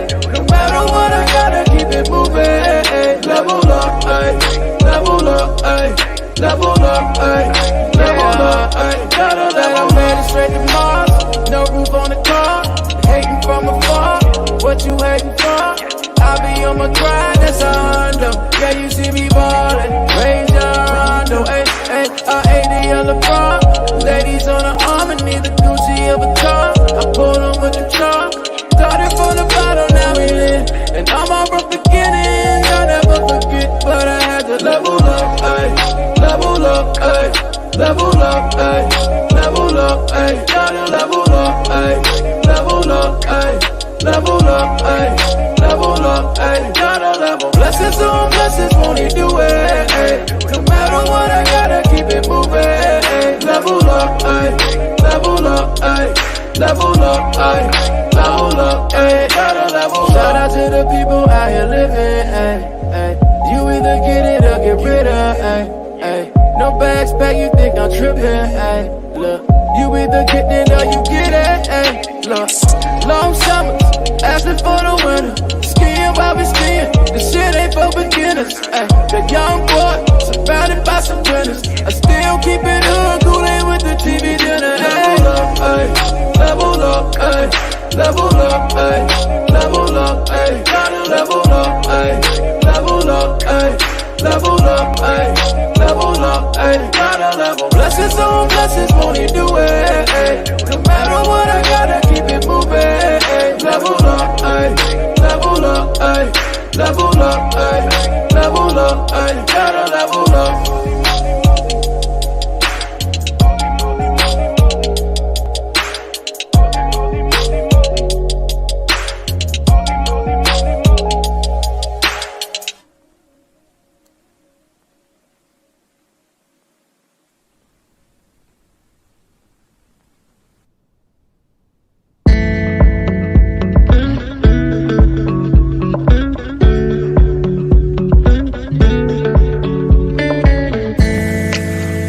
Dancing through the world alone lately. We've been trying just to make it through everything. I feel so out of place, feel so out of place right here. I won't walk away, I won't walk away, don't fear.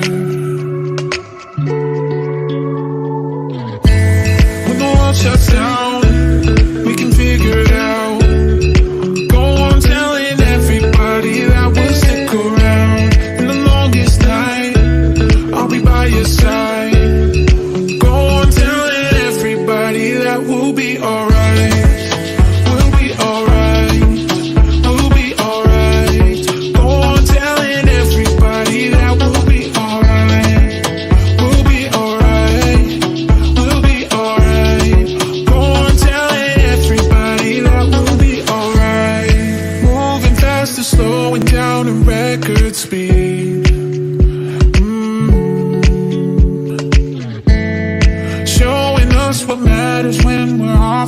feet. I feel so out of place, feel so out of place right now. Gonna find a way, gonna find a way somehow. When the world shuts down, we can figure it out. Go on telling everybody that we'll stick around. In the longest night, I'll be by your side. Go on telling everybody that we'll be alright.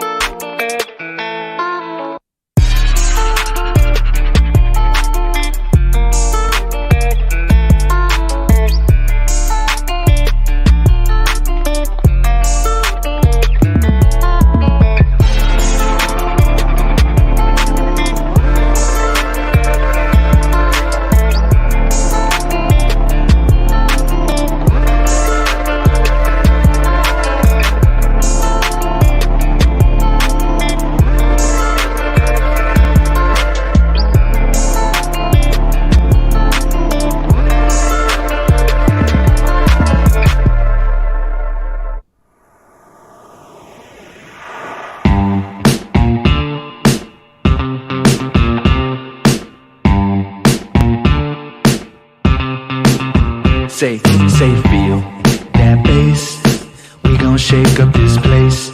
Say pick up that pace. Yeah, we got no time to waste. Everybody say feel that bass. Yeah, we gon' shake up this place. Pick up that pace. Yeah, we got no time to waste. Say dreams to chase. Yeah, we ain't losing this race.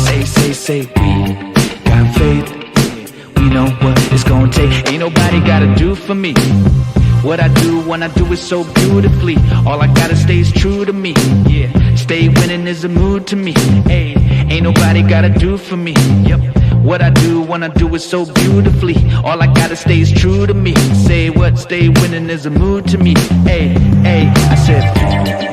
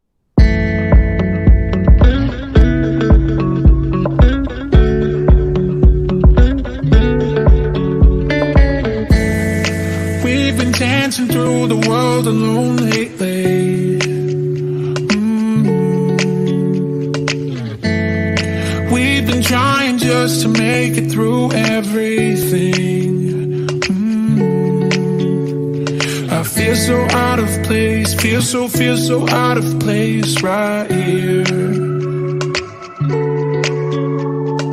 I won't walk away. I won't walk away. Don't fear.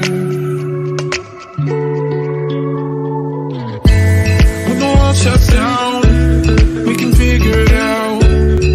Go on telling everybody that we'll stick around. In the longest night, I'll be by your side. We'll be alright. We'll be alright. We'll be alright. Go on telling everybody that we'll be alright. We'll be alright. Good afternoon, everybody. Welcome back. If you've been with us all or some part of the day, to those of you joining us for the first time, welcome to the discussion. Again, my name is Michelle Wilson, and I have been leading this work for the National Fund for this Advancing Workforce Equity Initiative, along with my counterpart, Abby Langston. She's not here, but Abby Langston for PolicyLink. Before we get to our panel, I want to take a little time out to acknowledge some of the folks behind the scenes today, but they have been up front and center on this project at various points and some all throughout. So first, big ups and shout out to Jonathan Osei He has been a big part of coordinating a lot of the work for the Advancing Workforce Equity work. Shout out to our ops departments, our comms team, Lisa Shinsfold and Josh Enoch. Want to thank them. Our COO, Alicia, aka It's Handled Wilson, also known as Olivia Pope of our workforce development field, for us at least. And then Kelly Aiken, our Chief Programs Officer, and Janice Urbanik, and our entire National Fund team. But those are the folks I want to acknowledge. So I'm ready to get started. And on a personal note, I have to tell you that I've been looking forward to this conversation with these dynamic sisters for some time now, mostly because they're super smart and have a lot of good things to say that are germane to the work that lies ahead. So I want to get on with the introduction, starting with Amanda Cage. Amanda is the CEO and my boss for the National Fund for Workforce Solutions. Angela Glover Blackwell, you heard her speak so eloquently earlier this morning and really give us our charge. Founder and residence for PolicyLink, and our partners in the Advancing Workforce Equity Project, and Monique Baptiste, Vice President of Global Philanthropy at JPMorgan Chase, and JPMorgan Chase generously funded this project. So welcome, ladies, to the Fireside Chat. So happy to have you here and have this conversation. I want to start just by diving in and asking you to respond to what you've heard here today. What strikes you about what you've heard here today? Amanda. Sure. So first, I just want to say thank you to our panelists, for those of you who were involved in the last sessions, not only just for your presentation today, but for being involved with us in this work for the last year and a half. And it has been work. So thank you for that. I have to say what really struck me is that place-based solutions matter, that change happens on the ground and in community. And I know I'm not the only one who feels a little bit of relief that there's finally sort of a national coordinated effort coming out of Washington around the multiple crises that we've faced in this country. But we would not have been able to write these reports and come up with these strategies from our DC-based office. These strategies are local. The strategies are different, the language is different, the political appetite and the political will is different, and it really requires local intelligence and relationships. The second thing is that these are all powerhouse cities. Seattle, San Francisco, Dallas, Chicago, and Boston. This is where our tech havens are, our transportation hubs, our financial centers. They've done everything right in the growth equation, and still they're leaving people of color behind. And finally, I'll say, and if this is the first time you've been at a National Fund event, you will hear us say this a lot. It is our chorus that it's all about quality jobs. We really just have a dearth of quality jobs in our economy. And if we're going to rebuild and reimagine a future that works for workers of color, we need to build it on a foundation of good jobs. Monique, you want to hop in on that? Sure, I'd love to jump in. And again, just to echo, Amanda, your sentiments, it's been a phenomenal day of really insightful speakers, kind of leading off with, the insights of Angela's keynote. So I'm happy and it's an absolute pleasure to be a part of it. I would definitely say my takeaways from this earlier sessions, I had three. One is the urgency of this conversation and of these conversations in our communities. I think, COVID, as has been said over and over and over again, has really laid bare the gaps that exist in our communities, the disparities that exist in our communities. And so it's inspiring to see leaders come together and act with urgency to really think about the messiness, as they said earlier, the messiness of the solutions to really yield a different result and really achieve an inclusive recovery and really an equitable economy. I think the second thing that I got from our conversation was really around it really taking all of us to do this work. Each of these collaboratives have really pulled in strong public-private partnership to really advance solutions, because we know that it's really going to take all of us to do our part differently in order for us to get a different result. We know that we are going up against history, and I'm struck by a saying that a quote that I heard from Maria Kim from Cara in Chicago, who said that we are not just the sum of our parts, but the infinite potential of our future. And I think these conversations have really driven that sentiment forward. And I think finally is, the fact that it takes each of us. I know that, I'm here as philanthropy, representing also the private sector, and we know that we have a role in this. We've done our commitment of $30 billion to really advance equity and really combat structural barriers in our communities. And we know that it's going to take more across the board from each of us, from other institutions, from public sector, private sector, in order for us to really change the course of history. And so it's been really striking to just really see how each of these communities are really using this data to surface the way forward. Mm-hmm. Mm-hmm. Angela, is there anything you want to add that you would add to that? Well, I would comment on the things that were just mentioned. That Amanda talked about the power of place. And the people who have been working for change in local communities for almost 40 years, pleading to be the leaders as the nation tries to think about the policies that can create full inclusion. It used to be that all these conversations about policy happened in DC, and people from local communities got invited in just to give local color to a policy that was really full blown by the time the local person got invited in. And while often the aspirations were moving in the right direction, they didn't have an impact because they weren't informed. They weren't informed by the real lives of real people, not only people whose lives were going to be impacted by the work, but people who were working for change and gaining insight and knowledge.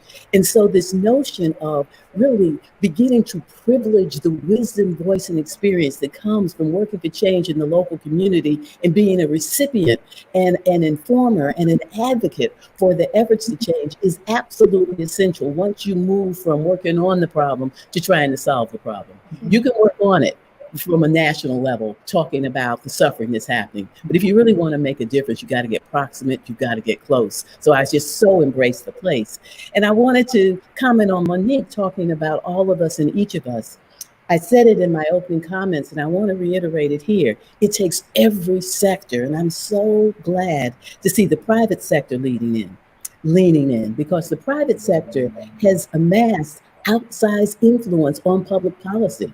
And while we can argue about whether they've used it for good or for bad, we can't argue about whether or not they have it. And the fact that now they're leaning in to the right agenda, to the agenda that's about full inclusion and equity, is super exciting. We need every sector, but we don't need everybody in every sector. We need leadership. And for leadership to happen, enough people have to step forward and begin to tell the truth and act differently and model a different way. And that's true in every single sector. We just can't get lost. And the last thing I want to comment on in terms of urgency is the urgency is even more than you thought it was 3 hours ago. Because while you were meeting, I was home, like you probably are home too, but I was not in the meeting and the television was on. And Susan Rice, the new head of domestic policy for the Biden administration, came on to do a press conference about the president's executive orders that he's signing today on racial equity. And they said that they were going to make sure every agency does an equity audit to figure out how are they using their resources? Are they going where the need is the clearest? Are they thinking about race within the context, strategies and outcomes? They said that. They said they're going to ask HUD to go back in and lift up the Affirmative Further and Fair Housing initiative that appeared under the Obama administration, and a ton of other things which you will hear about before you go to sleep tonight. But I wanted to mention that in the context of urgency, because we're going to be playing catch up in a minute if we don't get out in front of where the federal government is moving to try to address this problem that we're talking about. Absolutely. Absolutely. Thank you for that. It was great hearing that frame. I want to ask this question for Monique, and ask this question to Monique and Amanda. Given that we know structural racism is real, from where you sit, Monique in the Global Bank, and Amanda, you head of a nonprofit, what are ways you can address structural racism and the resulting inequities? And I'm also really curious and want you to weigh in on how you think your field has contributed to it. You want to start, Monique? Sure, yeah. I'll dive in, and I'll answer that wearing both hats, both the philanthropic hat and then also a bit on the private sector. So I think it's the role of philanthropy is really reflecting our priorities and our priorities and our practices to ensure that we are kind of leading by example, and that we are in fact advancing and supporting investments that really change the course and provide workers and communities the opportunity to define the solution. I think that's a really critical piece in order for us to close the racial wealth divide and the income gap that exists in our communities. I think from the perspective of business, it's really, I think where we are is that we have to do more and we have to do better. We very recently did, I mentioned it earlier, an announcement with our Path Forward initiative, really identifying that there are structural barriers that exist in all of our communities, and we have to do our part to remove those barriers to ensure that there's equal opportunity and advancement opportunities for communities of color, for workers of color.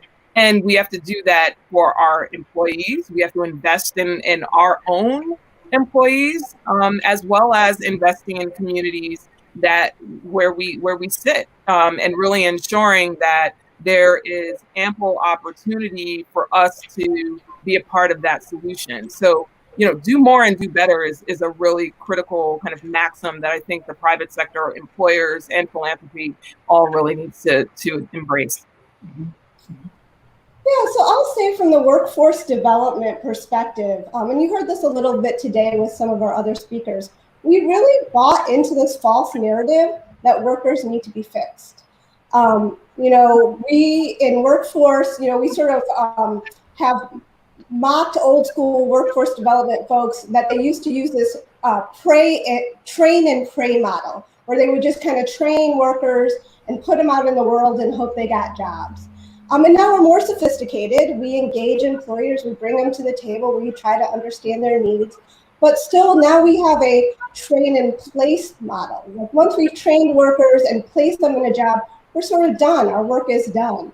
But what we know from digging into race equity is that this skills training, it's one variable, just one variable.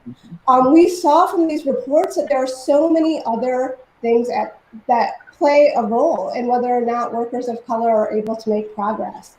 We know that there's structural changes in the economy that have decimated middle-class jobs. We know that there's a deep and entrenched occupational segregation that traps workers of color at the low end of the labor market. We know that there's racial discrimination that persists in hiring. And even if we're able to get people in the door, it continues with pay and promotion opportunities. And then the thing that I think catches everybody off guard, which is education and training doesn't eradicate disparities. In fact, in some places, it actually makes the gap a little wider. And I think that's really hard for those of us who've thought of education and training as being the panacea to these problems. And so I think what we need to do is not just focus on skills, even though it's a very important piece of the puzzle. We need to have strategies for each of those barriers that we've been able to surface and identify. So before I get to my next question, I want to just remind our viewers out there, if you have questions, please put them in the Q&A box because we will have a Q&A after that. So listening to what you all are saying, and you're talking about the role of your respective organizations or fields, what do you see as your individual role in this space? And Angela, I'll start with you. And it's a two-parter. What do you see as your role as an individual, and what is your message to your peers? Well, I think I'm just going to focus on the message to my peers, because I'm at a point in my own career. I'm no longer the CEO of PolicyLink. I'm the founder in residence. So I go to work every day and I work hard, and there's not a change there, but my position has changed. I'm not leading the organization. I'm doing a podcast. I'm writing articles. I'm speaking. I'm advising. And it's wonderful to be there. But today marks something that I want to emphasize for my peers, for all of you who are working to create change. I've been at this for 50 years. I started as an organizer 50 years ago.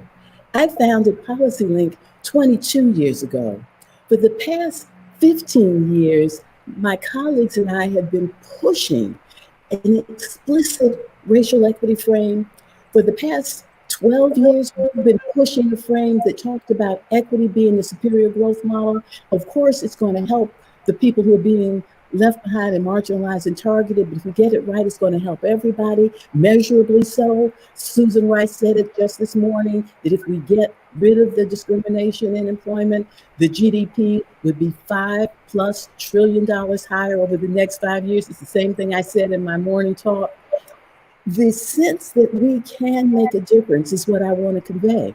That never think that because what you think should be in place seems so unrealistic from where we are, that if you put in your piece, that you can't be a part of making it happen. That it is possible to change society. 22 years ago, when we started talking about racial equity, almost to a person, foundation leaders, business leaders, many of our colleagues said, don't use that language, you'll scare people off. Now the President of the United States is using the language.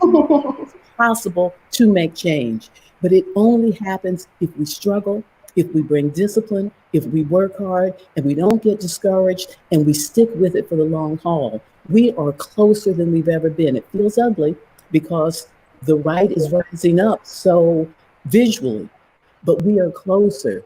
This is the last gasp of a nation that is ruled by white supremacy. Where we are going is fully inclusive. And to be fully inclusive, the work that you are doing has to succeed. It's going to require radical imagination, though. Our economy never envisioned including everybody. That's what you're trying to do. It's going to take radical imagination. It's going to take aggressive policies, and it's going to take the ability to stick with it until you get there. I have to say thank you, Angela. I love that you talked a little bit about the amount of time. You know, we're not going to solve centuries of entrenched racial disparities in a fiscal year or a program year, right? That's not going to happen. And what we can do at the National Fund is create a space for innovation and experimentation. We're a peer network of practitioners who are in this for the long haul. And one of the things that actually didn't get discussed today, and I'm surprised it didn't come up because it was so important for people, was in addition to the communities where we did equity work by bringing stakeholders together at the table, one of the things that we did was create a network of people across cities who were engaging in this work. And having that supportive network of people who are supporting each other throughout the pieces of this were crucial. And I see my role as a CEO in this organization creating that space, because we're going to need that space if we're going to have the kind of courage that we know we need to do this work. I think the other thing that we can do is really challenge actors to use their positional power. I have this story that I tell all the time about, I was on a tour of a distressed neighborhood here in Chicago where I live, and I was sitting next to a banker, and we were going on a tour, and it was, you know, there were foreclosed homes and vacant lots and abandoned buildings, and the banker turned to me and said, "This is awful. Somebody should do something about this." And I thought, you know, woman, you work at the bank. we're thinking that you're the investor, you're the person who should be doing this. And I sit in rooms all the time with employers, with foundations, with workers, where everyone sort of thinks it's somebody else's responsibility. And so I just want to really encourage people, over the last year, we've seen people put Black Lives Matters in their windows and on their websites. And what we need now is for people to take those signs out of the windows and bring them into their HR departments and bring them into their boardrooms and bring them into their giving priorities. Move the sign from the outside and move it to the inside. 100, like snaps all the way around to what I'm doing. Let me, so I would like your response to this. How might we truly reimagine jobs in the future in a way that goes beyond meeting the economic needs of workers, but the social needs of the community? How do we reimagine that? What does that look like? I mean, I think the truth of the matter is, and it struck me in the early conversations, a comment that I believe it was Rob from San Francisco mentioned around balancing voice and balancing power in these conversations. And I think there's a real opportunity for us to listen and for us to allow space for the answer to your question coming from those most proximate to the challenge. And I think there's these tables that have been set, these workforce equity tables that have been set in these communities across the country really present space for individuals to answer that question, to really talk about the social determinants of work, to really lend their voice to the policy making that's happening, to Angela's point, from the top of our federal government all the way down to the roots of our community. And so, I think we really have to take that message away that all of our site directors shared with us earlier today, which is create space for that voice to be heard, create space for that voice to be integrated in the solution, and create space for that voice to define the investment in those solutions and the action that moves forward. I think the other thing that's really important that came out of earlier conversation was the orientation of this conversation really has to change, because it's oftentimes when we talk about race, when we talk about equity, when we talk about these gaps that exist in our community for Black and Brown folks in terms of accessing opportunities, it's a deficits orientation. It becomes a weight to be lifted. And I think the opportunity that we have right now, Andrea said it earlier, that equity works for everyone. And that's really the charge that we need to use. I mean, Angela highlighted earlier, it's been said on so many different platforms, there's an opportunity for our GDP. There's an opportunity for the economies, for our local economies, for our economies across the country to really lift all boats and really have more resources flowing into our neighborhoods, into our communities, into our households in a way that really will bolster our American economy. And so the orientation around the assets of this time, right, of the possibilities of this moment that we're in right now is also, I think, really, really essential. And I think we all need to walk in that truth, that we are not asking just for problems to be solved, but we're really demanding that there's real opportunities to lift our economies and really finally reach the potential of our neighborhood. I love what you're saying, and I'm interested, Angela, if there's anything that you would add on to that. I mean, you talked about being in this space for 50 years, but what does reimagining jobs in the future? What does that look like? What does that look like for you? The reimagining is so important. When you just think about jobs, we need jobs to be the vehicle that will allow the democracy to thrive. We need for jobs to be the vehicle that will start to close the wealth gap. That we need to think of these jobs as what will allow parents to have the wherewithal resources, but time and capacity to be able to help children go on and achieve and reach their full potential. So if we think of jobs in that way, that impacts a lot of things. We need family leave, not just because families get sick, but we need family leave because we need people to stay in their jobs. We need their families to thrive. We need voice at work, not just because it's the right thing to have voice at work, but the workplace can't be safe and productive and creative and rise to the real moments that are required if people don't have the capacity to make change in their workplace based from the knowledge that only they have. We need for people to be able to move up in businesses, not just because that's the fair thing to do, but you want to have that knowledge and experience at the higher levels of whatever's going on in the workplace, as well as the entry levels. We need for jobs to pay enough for people to be able to devote themselves to a single job and not have to have three.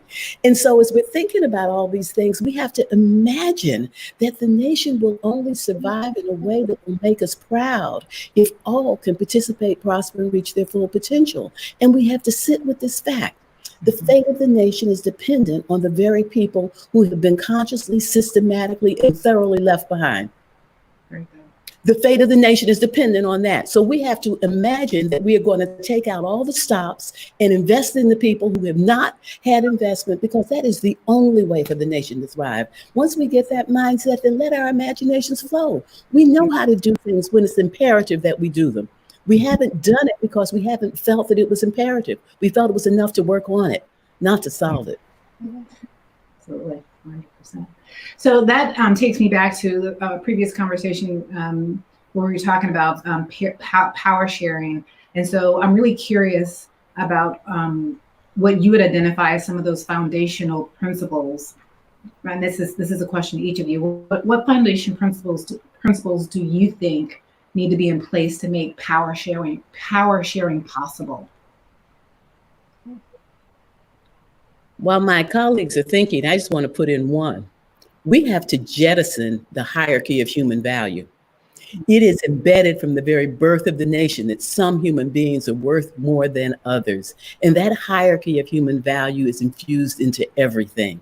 And so you can't even begin to talk about power sharing until you get to a place where you understand that every single person matters. And you need to understand that yourself, as well as understand that in relationship to others. That's one of the principles. Jettison the hierarchy of human value. Mm-hmm. Well, and I would also add, how powerful would it be if people could bring their whole self to work? Right? We tend to, when we're talking about this, we tend to talk about low-wage workers, but I think this is true for the majority of workers of color in this country, that at some point you've been told to leave some part of who you are behind in order to succeed, right? I think that's true for many folks who are in the professional class.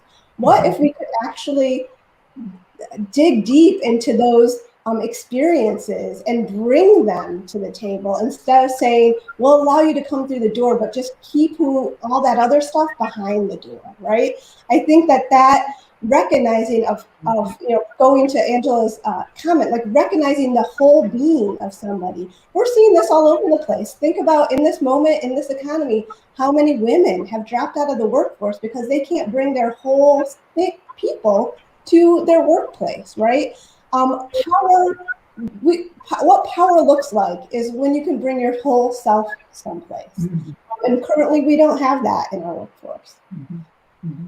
And I think just to draft off of that a bit, I think it's also the imperative of the collective, right? Like if we all see each other's humanness and we all accept each other's full selves collectively, in principle, we should be able to solve this problem. And I think if we all keep that in mind, I think there's the expectation that we need everyone to be their full selves. We need everyone to see the value in others. We need everyone to understand the differentials in everyone's situation so that we can collectively rise. There is no circumstance that is less than any other circumstance that really feeds to our collective success.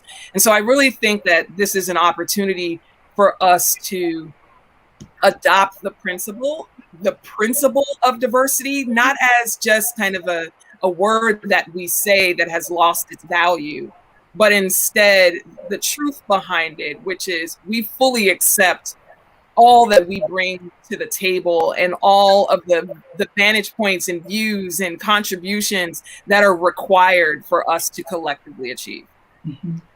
We also have to rethink prosperity. That we're not a prosperous nation if all of the resources are concentrated within a few. That resources that are spread across, shared prosperity. It might mean less for some, but the ones for whom it's going to be less, they won't notice it. I mean, $1 billion here, $1 billion there. I mean, but if you spread it across, people will notice it. 1,000 here, 1,000 there, 10,000 here, 10,000 there. That makes a difference. We need to rethink what it means to be a prosperous nation, not what it means to have a prosperous class, but to be a prosperous nation.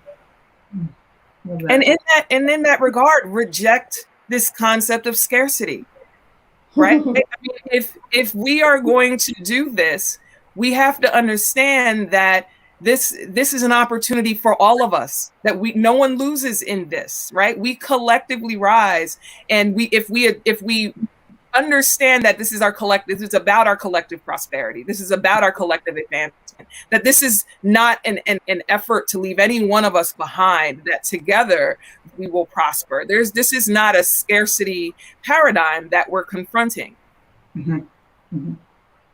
Beautifully put. This is why I was so excited to have a conversation with you all, because you guys are just like dropping knowledge and gems that I'm loving. So I appreciate it. I'm going to pivot now to some questions from virtual world.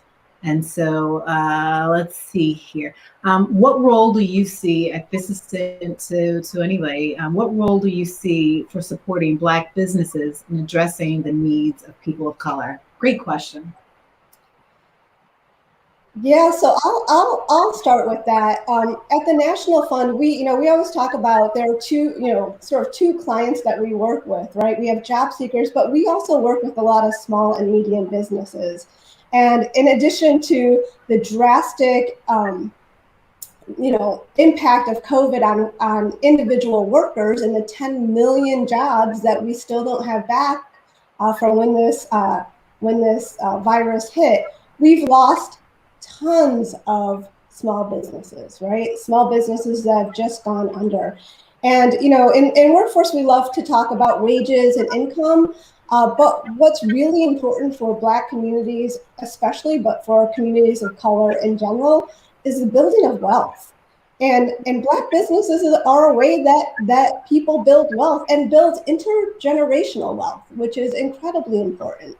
And so I think as we, when we think about workers, we like to think of big companies, big corporations, but overwhelmingly the workers in this country work for small and medium businesses. And I think there's a way that we can have we can help both sides of the equation, right? These are the same companies that need talent to be able to move their, products or their services forward. They know what it feels like and what it looks like when there's a uneven playing field, and being able to connect them to a workforce with a mindset towards equity. I just think it's the perfect connection. And Black businesses are more likely to hire Black people. Businesses of color are more likely to hire more people of color.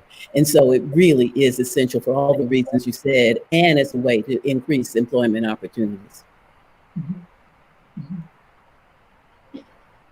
The next question is around building structure. So how do we build a structure now to ensure that our path to lasting impact and commitment across different partners continues regardless of the policies at play now or in the future? So I think some of the foundational principles that you spoke to actually come into play. So I don't know if there's anything else that you would add or bring to that about building that structure. I mean, one thing that I'll chime in on here that I want to make sure we're not giving short shrift is the importance of policy in this work. Moving this work forward it requires a will and it requires action, but it also needs to be codified in our policies. And that's one of the reasons why last year we launched a policy center to really focus on how we can really help advertise or advance and advocate for policies that are in the best interest of the communities that we're invested in. And I think it's essential that our policymakers play a role in this. It's essential that we all have a mind for the policy that will capture this work ahead and ensure that it doesn't revert back to the old way of practice. And so I think policy is going to be a really, really critical lever in this, in order for us to ensure that these structural barriers are removed permanently and that we are really opening lanes for change. I also think that we can never expect that we don't have to be diligent and constantly alert and always fighting to get and then to keep equity in the society. And it will always be about politics. While we want to get policies in place and we want to infuse throughout society a sensibility that is more inclusive, and we like to think that we don't have, everything is not political, everything is political. And we're going to have to make sure that all of the parties are carrying the same message forward. And that will often come about because we play politics, because we reward one party when the other one isn't getting it right. And when the other one starts to get it right, it gets rewards. So I just want to emphasize with my statement that this will never be something that we can forget about. We have to always be the watchmen with continued vigilance to make sure that we pay attention to equity and inclusion. And it's in our politics, it's in our policy, it's in our culture. And there may come a day when we don't have to be on our tiptoes all the time, ready to pounce. But I don't think that day is coming anytime soon. So the next question is about, how can we show in simple terms that equity is not a zero-sum game? I'll start because I've said a lot about this. You know that I believe that equity is not a zero-sum game. We will all do better when we are able to tap the deep assets and promise of the nation. That we are not doing well at the moment. People are upset and angry and afraid because we have so underinvested in what has now become the core of the nation, that the nation is going down. That equity is not a zero-sum game. When we invest in making sure that all can contribute, there's nothing but expanded prosperity. And to the degree that we are careful and inclusive, it'll be expanding prosperity for the earth, for our communities, for our individuals, and for everybody. I mean, I want to definitely highlight what you just said, Angela, about we all can contribute. And I think that's really the secret of this, right? That's the point, that it's our collective contribution that's going to move this forward. This is a heavy lift. Our economy is a large, unwieldy beast. And the reality is that we all need to be contributing to our economy. And we need to collectively remove the barriers that are preventing that contribution. And so I think that's really the frame and the perspective that we all really need to take here, that this is not taking away from any one segment of our population. It's in fact expanding. This is about the expansion of the pie, not slicing it up and giving pieces of one single pie that remains the same. This is really about growing our collective economy. Amanda, this next question I'll send to you. Systems changes at the core of our work, and so a lot of our work, to achieving equity is at the center. I'm sorry, let me start over again. Systems change is at the core of our work to achieving equity. But systems change takes time and resources. So how do we change our co-investors' mindsets to make long-term investments? That's a great question. And, for those of you who were in the last panel, I think I could have counted how many times people said, we don't need another program, we don't need another pilot, we don't need another, this is not something we're going to solve by, sort of throwing pennies at different things. The work to change structural racism is to dismantle structures, right? And that takes a lot of work. It's a lot of work that doesn't have, easily measured in moments, right? It's measured in the milestones happen over years, sometimes decades, not months. And so, I think one of the things for us all to understand is that, and one of the things that I think is really brilliant about the National Fund, and sometimes the way I describe our organization is it's, a bunch of folks on the ground who've been around for a long time and are committed to getting something done, right? And that is built on experience and relationships. And oftentimes it's that experience and relationships that you need to invest in, right? Not another program, but how do we help strengthen those experience and relationships? And I'll say, along with the policy conversation, I've been involved in philanthropy. I came into workforce development through philanthropy. And when I first started 15 years ago, talking about policy was crazy. Nobody talked about policy. That was out of realm, right? You wanted to give money to programs that were directly affecting people. And over time, we've seen more and more foundations understand that it's part of their role to think about policy, to think about broadening the resources that are available writ large and changing the rules of the game. And so I think that there's opportunity for a mindset shift around that as well.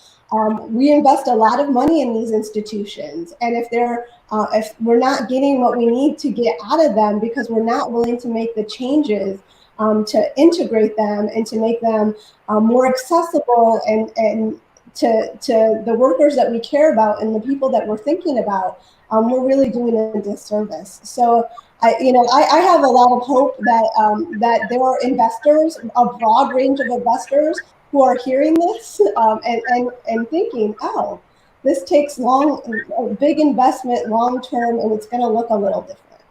Mm-hmm. So I'm mindful of time. We have about 2 minutes left, but I could have a conversation with you guys for much, much longer, but don't do that. We can't do that. So I'll just ask Monique, do you have any closing thoughts as we close down? And then I'll go to Angela, and then I'll finish up with Amanda. But any closing thoughts, Monique? Yeah, the only thing I would say is just another thank you to all of the partners, organizations, institutions who have been a part of the work to arrive here. In a lot of ways, we know that collectively, at least the work has just begun. And so this is really just the start and not the culmination. But I just really want to take the moment to really be in this space where we now have 5 communities that have data assets in their communities that really talk about the intersectionalities that are fueling the divide. And this is a moment of change that we all really should embrace and lean into. So I just wanted to just thank everyone for getting us here. I join Monique in thanking you for being willing to be part of a conversation that's based on the truth and the hard truths. Thank you for being willing to look at your lovely communities. Every one of them is a destination. They're the places people travel around the world to go to because they have so much to offer. Mm-hmm. To look at the wonderful communities and say, it's not wonderful so long as so many people are not able to partake or being left behind. And to really understand that this requires our radical imagination, our sense of urgency, and our commitment to make sure that we are the messengers to say equity is not a zero-sum game. It's the only way forward that all of us will really benefit. I really appreciate you. Thank you.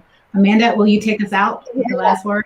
I'll just, of course, I want to say thank you, and especially thank you to the two of you for helping close out this day that has been so important to us. What we did is we demonstrated with data what we all knew was already there. And what we want to say today is we're done talking about it. We're done studying it.